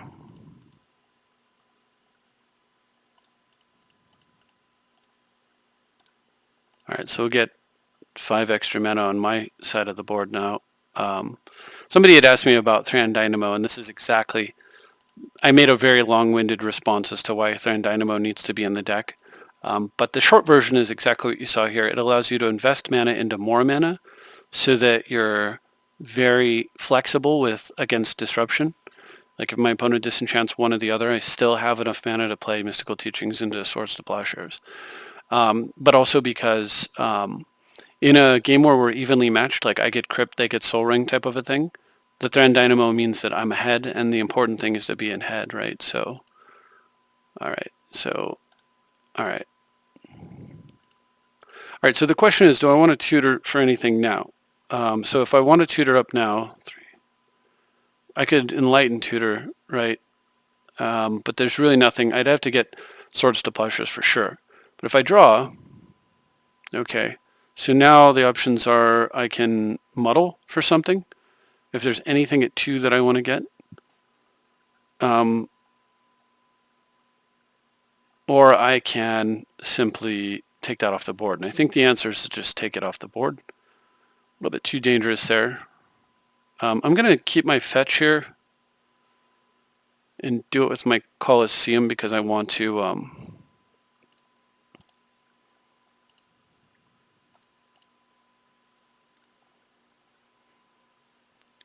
be able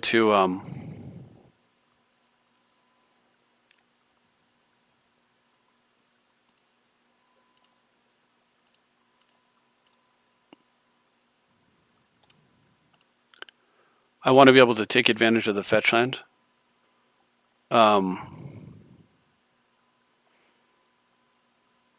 If my opponent kills my plateau, I might need to go get red.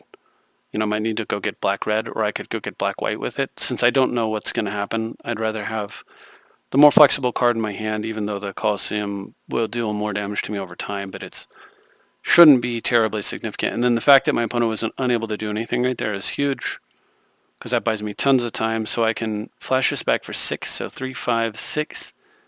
Tutor, still don't have enough mana to actually play Dak Faden, which is what I'd very much like to do. So the fetch land now with the will is very nice. So I'm going to wait. I can play my commander, which will invalidate their commander if they use their turn for that, but I can sit on counter magic here and be a little bit safer. I may also consider not getting Dak Faden, but getting the card that combos with Colosseum, because that'll dig me into further cards and it'll also set me up to twist my opponent's hand away while developing with the Cephalid Colosseum. So I might just go that route. So Kalia, if I flash back Teachings and then mana drain my opponent, I've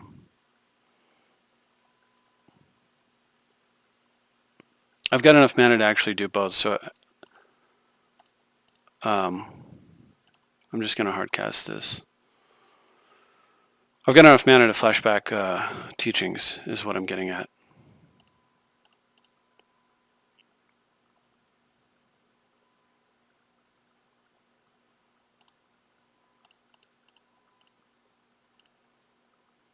So I really want to get more cards in my hand, and the easiest way to do this is probably just to go with Fact or Fiction. I mean, the other option is I could Mind Twist, but 1, 2, 3, 4, 6 mana over there. I could go get Dak Faden, and then set myself up that way, but a Fact or Fiction into a nice juicy Yawgmoth's Will seems really good. So I think I'm just going to rebuild my hand. I've got lots of colorless mana to put into it. I'm going to go ahead and do it during my upkeep also, because I may get a tutor, and I can play that pre-draw step, like Enlightened Tutor, for example.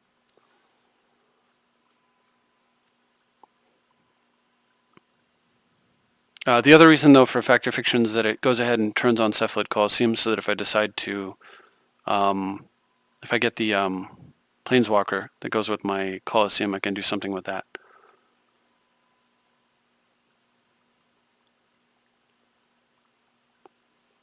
So my opponent does this.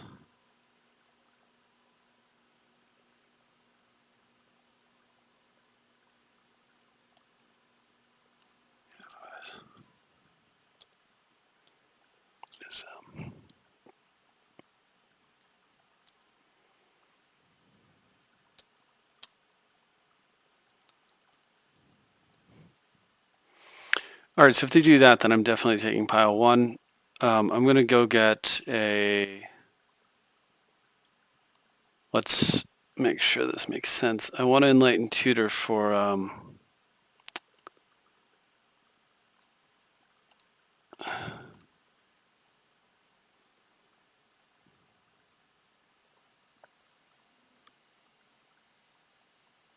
I want more mana is what I want.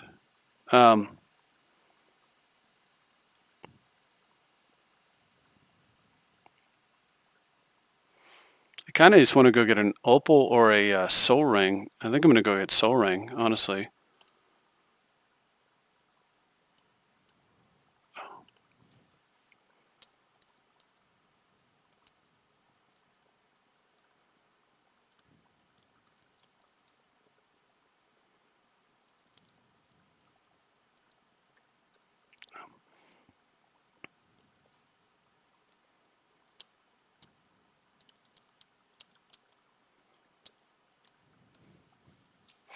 All right, so the reason...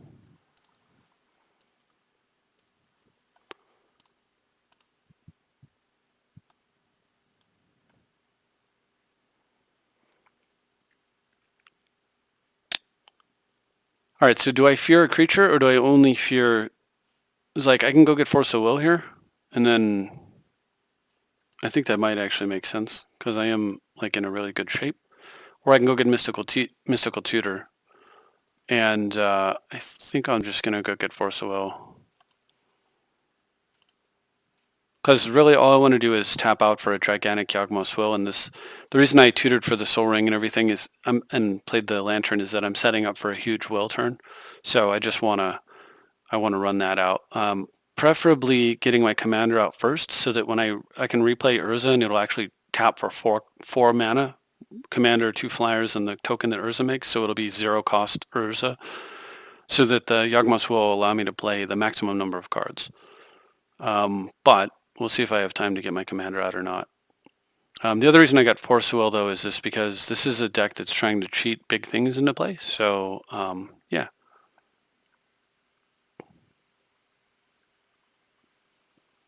All right, so we'll force that out, I think. For tempo, I'm going to Yawg Will into shutting down their mana sources so that I don't have to worry about threats anymore. I'm way ahead on mana, so it's okay that my opponent's not going to utterly lose to a... well, if I'd have known I was going to draw that. Utterly lose to a Winter Orb, but that should set him so far behind that we're all set. Easiest way to do this might be... I suppose with Jace, I can try to use Jace to... Well, let's do it this way. So we'll get the fetch land so I can go get the Tundra. Well, I can just tap it for mana here. So I want to make sure I get this correct. So I want to Jace whatever it is I'm looking for into my hand, right? So I'm looking for a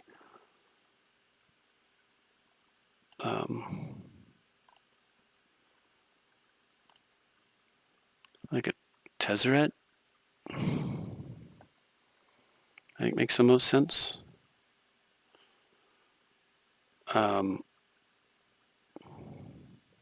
Or do I just want to get the orb directly? I think Tezzeret makes the most sense. I'll go ahead and grab that into hand. Oh, that that opal would be so good if I could afford to do something with it, but this is fine.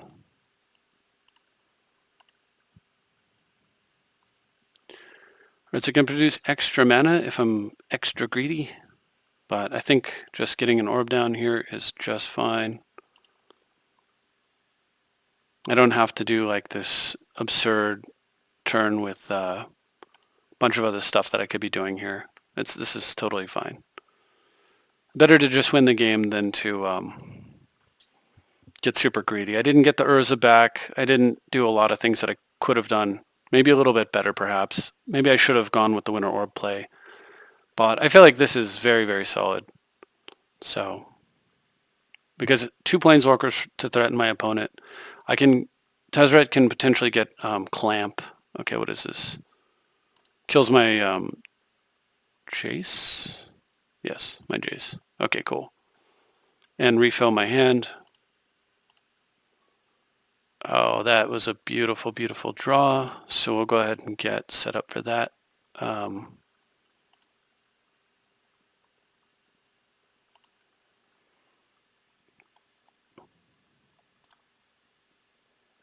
then it's what, 5 mana, so 2, 4, 5.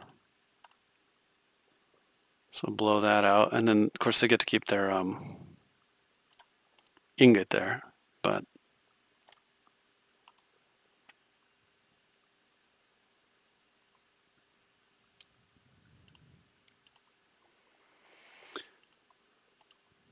But we'll get to the ingot in a moment. All right, so this is the best land with Lantern since it taps for any color mana, but also gives me the option to shuffle if I wanted. Ready, you're not able to steal that. All right, so I need to get my commander down pretty badly here. So I would like to draw extra cards. I think I'm going to just go ahead and do it.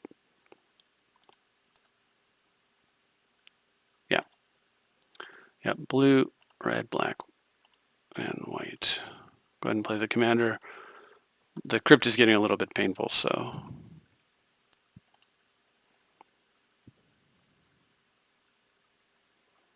All right, so my opponent kills Breya in response. That's pretty good.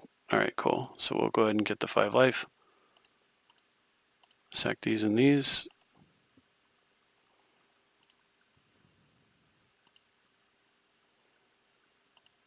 And then draw lots of cards.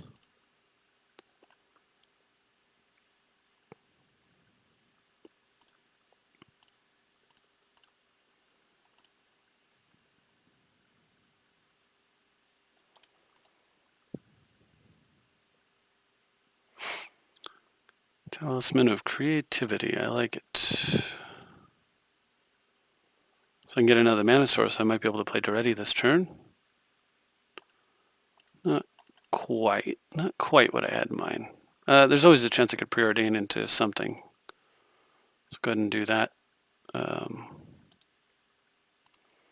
Bottom, don't need more of this, so that's fine. There we go. 1, 2, 3, 4, 5. 1, 2, 3, 4, 5, 6. So I actually need to be done here. I'm not going to tithe. Yet I'll untap the fetch, and then I can go fetch, fetch, tithe if I want to grab a couple of extra cards, which of course I do.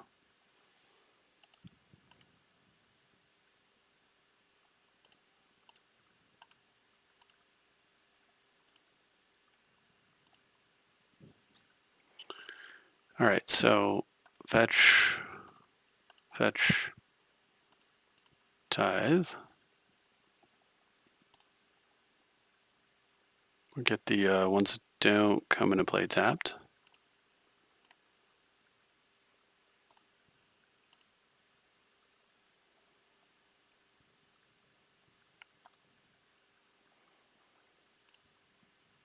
And then exit the old combat step. All right, so now what I can do is I can run out Gilded Lotus, which will tap for obscene amounts of mana. And play this guy and get some more cards. So I need... So the best way to do this is probably to play blue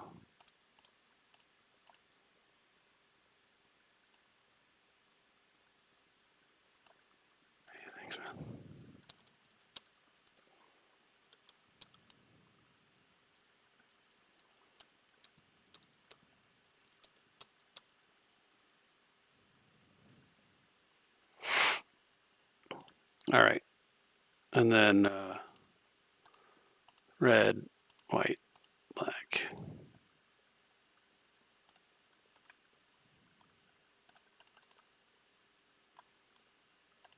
And then we'll just start drawing extra cards.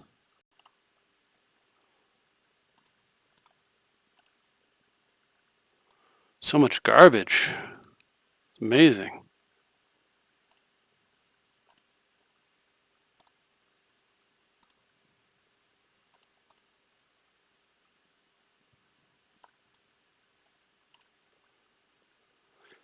Um, yeah, guess I'm done.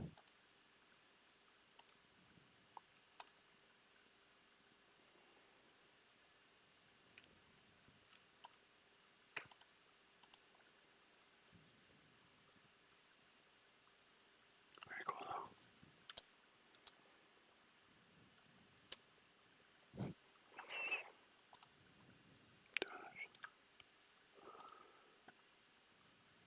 All right. Yep. Same reasoning as before. Just a better untapped target. All right, cool. We got seal. So we'll just run out. I need white. I need black. I need lots of things. Oops.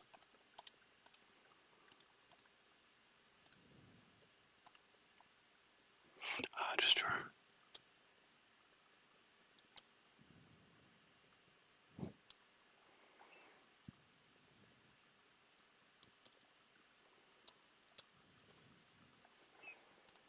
All right.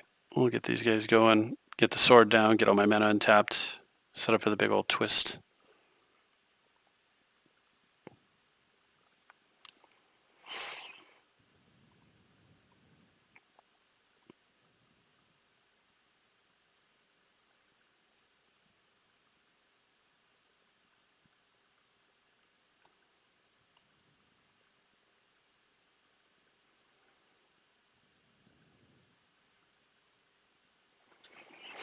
What I'll do is grab this sword, run out the Mind Twist before I play it in case my opponent has like a artifact removal. Of course, the target for them has to be Winter Orb anyway, so.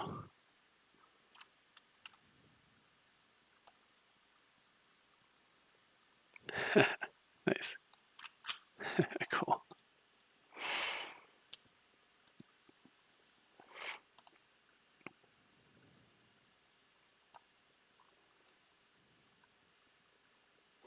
All right, so all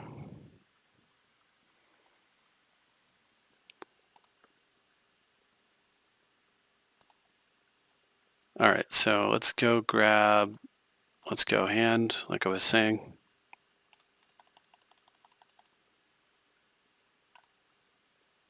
Only because I just don't want there to be any chance that the sword gets disrupted. And if they do have removal for Breya, I'd prefer to know about it now rather than after the fact. I'll go ahead and untap, grab a bunch more mana. 3, get this guy down. Oops. Put that there. Now the goal is, of course, spend as much land mana as I can. Bottom. Let's go ahead and make a guy. Play land and clamp it.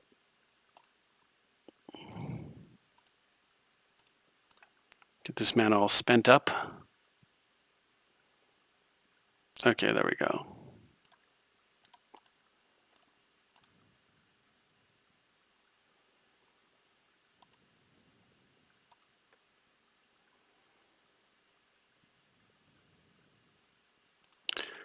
Have I played? Oh, I played Forbid. I was going to say, like, have I played a counterspell? I have played one, though, so I suppose there's something there. Going to go ahead and I could sack Breya and then replay Breya in order to get some more cards. But at this point, I don't need to be greedy with the Colosseum. I really just need more cards, right? So what I'm going to do is I'm going to fabricate first. So if there's anything that I want to get from the graveyard ahead of time. And Divining Top is tempting. Wasteland is tempting. Mox Diamond is tempting just to get even more mana into play. So I will take the Mox. I'm going to throw away one of these cards, and I'm going to throw away the other 3 lands to the Cephalid Coliseum.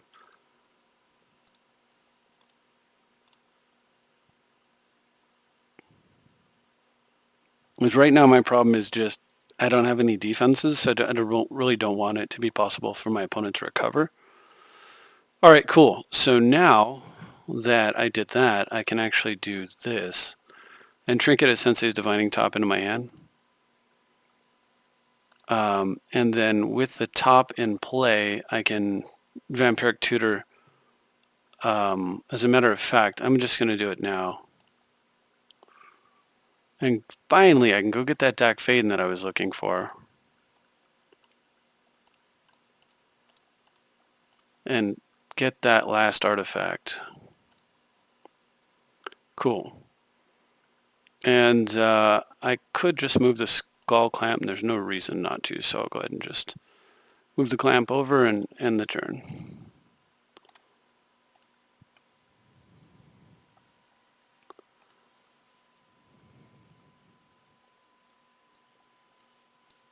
Alright, so he's tapping out now. The Dak Faden, I guess, was the nail in the coffin, which my opponent had obviously already accepted that the game was over, but I think that they were just like, why not see what happens, and then the Dak Faden was just the final straw. And I do think, as far as if you do get a chance to watch this Romulus the Wolf, if you watch these games on the channel, my only recommendation for you, if you are going to continue to play Kalia, I don't actually recommend that you do, but if that's what you want to do and you enjoy it, then my suggestion would be to actually make Kalia into a reanimation deck. You're in the right colors for it. There's a lot of fantastic reanimation effects you can do with that. And of course, lots of ways to put cards in the graveyard. You've got Faithless Looting and of course Buried Alive and Tomb and all the different tutors, but you've also got Gamble and a lot of different things you can do. So I think if I were you, I'd play Kalia as a hybrid deck. You want it to do really well on the mana and card draw side, and you want it to do really well on the graveyard recursion and abuse side. And that way, if you have a fair game, like a fast mana hand, you just rush out Kalia, attack, and start doing gross things from your hand. And with the extra card draw, you can keep your hand refilled. And then if things go like this, you always have a chance where you could just imagine, for example, here you had, assuming you had some mana, but imagine if you were to play Living Death and then all those fatties would jump out of the graveyard and get you back in the game, or something along those lines. Or you could even consider something along the lines of World Gorge or Dragon and Animate Dead in your deck so that you have a way to infinitely just immediately win the game. But you have to look into that combo and decide if that's something you want to run. But if you just want pure value, then I suggest, honestly, strongly would suggest, actually, to make that deck, should you decide to stick with it, a hybrid deck.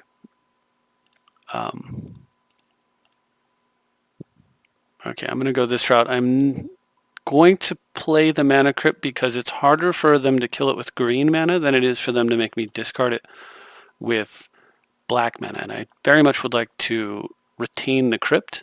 So I'm willing to lose some life here and make it, possibly Nature's Claimed or crumbled.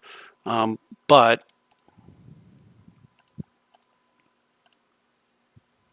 oh, that was a awesome top deck there. Okay.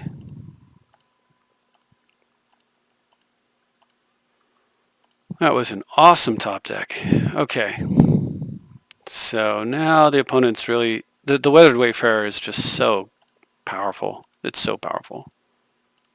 Alright, we're going to do the thing that he does. Go grab a Wasteland.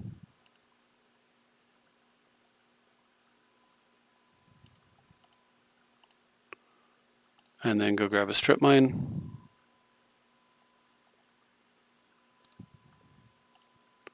Start attacking my opponent's resources while developing. Now, there's always a 1-drop that I could play off an Impulse, so actually right here I'm going to Impulse. Or something like Mox Opal. very strong play there because if it had been like a Soul Ring or a one drop, I would have wanted to have gotten it into play. But getting the Mox Opal down right here so that next turn I can do the Strip Mine and do Duretti or Tezzeret is gross. And then of course the plan is to Tezzeret for a Crucible. So we'll work on that. That force is insanely good right there. So do I need to use this, or should I just attack their mana, play Thran Dynamo? Yeah, no, I'm going to use it. I'll go ahead and use it. So I'll go ahead and get Workshop here. Attack their mana. I will play Thran Dynamo. Is that correct? Yeah.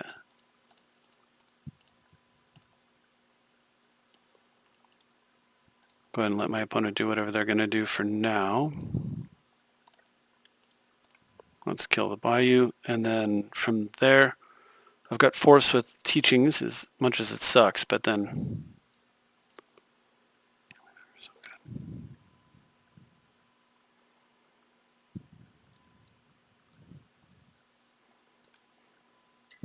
yeah, Wayfarer is just gross. I love the Wayfarer starts. Man, I got to do something with this. I'm going to stop looking at it though. It's ugly. I can't stand looking at that. I do need to figure something out for the format though. I played it some and it just. Eesh.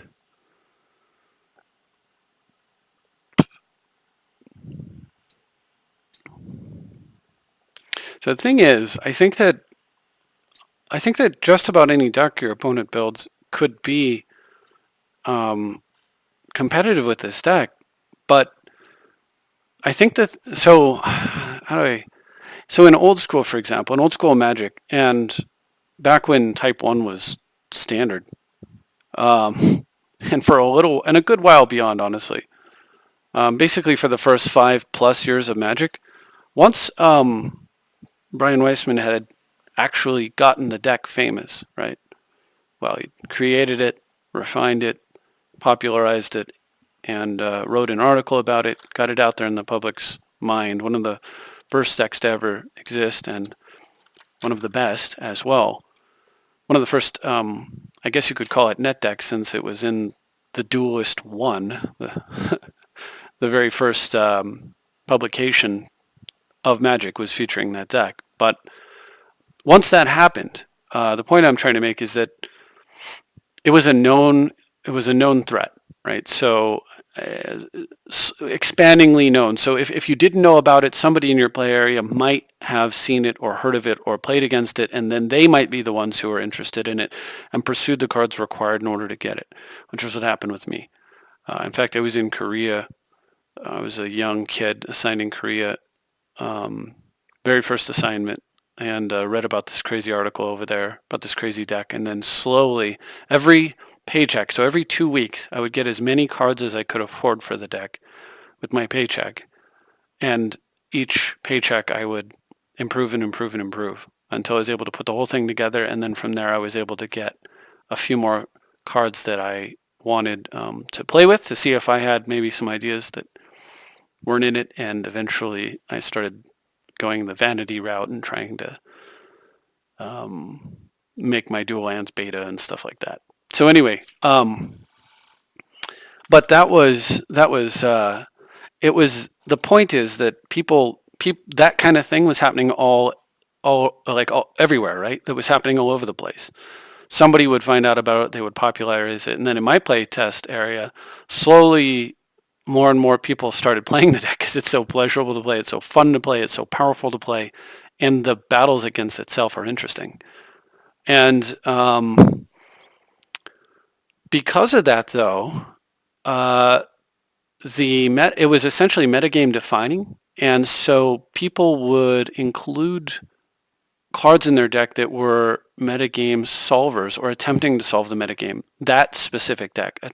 So I don't just mean cards like running main deck Red Elemental Blast, but I mean things like running more disenchants, running solutions to cards like Moat and Jamde Tome and Disrupting Scepter. Running more, believe it or not, there was an argument for a long time, what's better, Mishra's Factory or Strip Mine? And the answer was for a lot of people, Mishra's Factory, because Mishra's Factory is a land that could attack, and it was just so powerful. It had all these different tricks you could do with it. Wasteland Strip Mine just destroys the land, and like, so what? Then they just play land on the next turn and carry on with their turn. But as the deck was popular, people would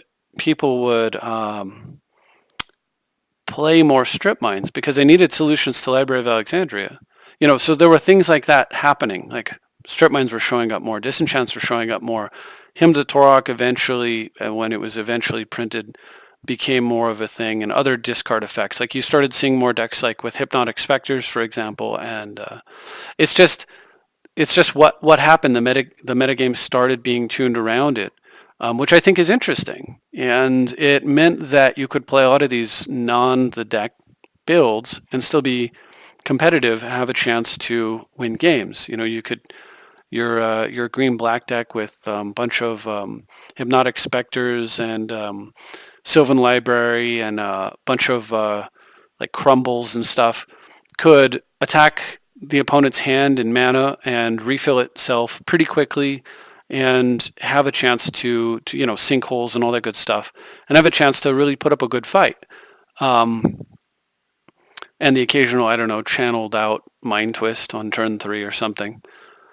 And the reason I'm bringing this up is what I've noticed, and I've noticed for a long time in EDH, is that the EDH meta should be fairly well defined, but it isn't because a lot of people refuse to acknowledge what the meta actually is, right? Like this is the meta. Like you're looking at a big part of what the metagame actually would be if people were willing to accept that. But because people are unwilling to accept it and not enough people are willing to play it to kind of force them to accept it, what you have is a lot of rejection of that. And so people come unprepared with decks that aren't solutions to the meta, don't have enough answers, don't have enough preparation in place. And so then when they face this deck, it's just, blowout after blowout. I don't really think that's super fun. What I think is fun is a well-oiled machine, but I also think having an awareness of your environment and playing to that is also fun. And it's a little bit ironic because I'm playing this well-oiled machine in an environment that I am aware of isn't ultra competitive, but I've been doing it for a long time with the hopes, and even kind of started the channel with the hopes that might change, at least online, since offline I don't expect it to change. And honestly, it doesn't really matter. I'm not flying around the country playing people in Commander. I could maybe put together like 80% of this deck, but I couldn't. There's a big gaping holes in my collection that I can't afford to fill right now. So to actually play like the Breya deck.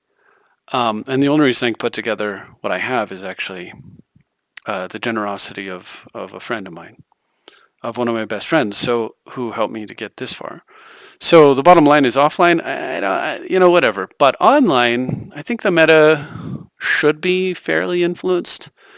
And what I'd like to see, of course, is more people responding to that. So if you're going to play, for example, green, you want to have like multiple answers to turn 1 Soul Ring. It just, like, the most important card in the format is probably a card that you should be aware of and play around, right? Anyway, that's my soapbox. I'm going to get off of it, but hopefully I've at least shown that to some extent here. Turn 1 Soul Ring kills you. I don't know. Whatever, man. So I guess, what was my second turn? Nothing too crazy. I'm going to go Stoneforge Mystic. Well, I guess that's pretty crazy. I'm going to go Stoneforge Mystic, play Ancient Tomb, cast Sword of Feast and Famine immediately. And then, I suppose I equip it and attack and don't do much. I could Tithe, pick up a Swamp, play the Swamp, attack, untap my land, cast Already. That'd probably be the third turn. And then some turn after that, I'm going to Vampiric Tutor for Gilded Lotus, use all that mana to play a Lotus into Necro. So I suppose, yes, I probably won, but all that assumes my opponent can't interact with my hand, and based on my opponent's concession, I have to kind of assume that that's true.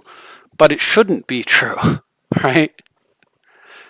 Like, how many other decks out there run 20 turn one plays, right? And if they don't, why don't they, right? Technically, these are all turn one plays, right? And that's not counting Ancient Tomb Workshop stuff. Just looking at that. So, why aren't decks, I mean, this is actually the mana curve of the decks. Like, why aren't decks running more one drops so they can deal with the most important one drops, for example? I don't know. But they should be, I think. And if you are enjoying the games and you're enjoying the channel, then hopefully I've provided at least some evidence that that may in fact be true and something that you might actually consider. I do need to, at some point here, play around with the 1v1 list and see how that changes things. I know from some playing I did with it that it does severely alter how games can play out, but for the most part it's the same game plan, but it's just like you don't get the Winter Orb, you just don't get the power of like building around Winter Orb, and so it's a little disappointing, but maybe if I build around the Armageddons it'll be fun. So that'll have to be another video since I clearly don't know exactly what I'm doing with that list right now. At any rate, my thoughts are jumping around. It's late. I've got to work tomorrow, so hopefully you've enjoyed the gameplay for the evening, and I'm glad I got a chance to record for you, and I hope you're entertained. Thank you very much for watching. I'll see you next time.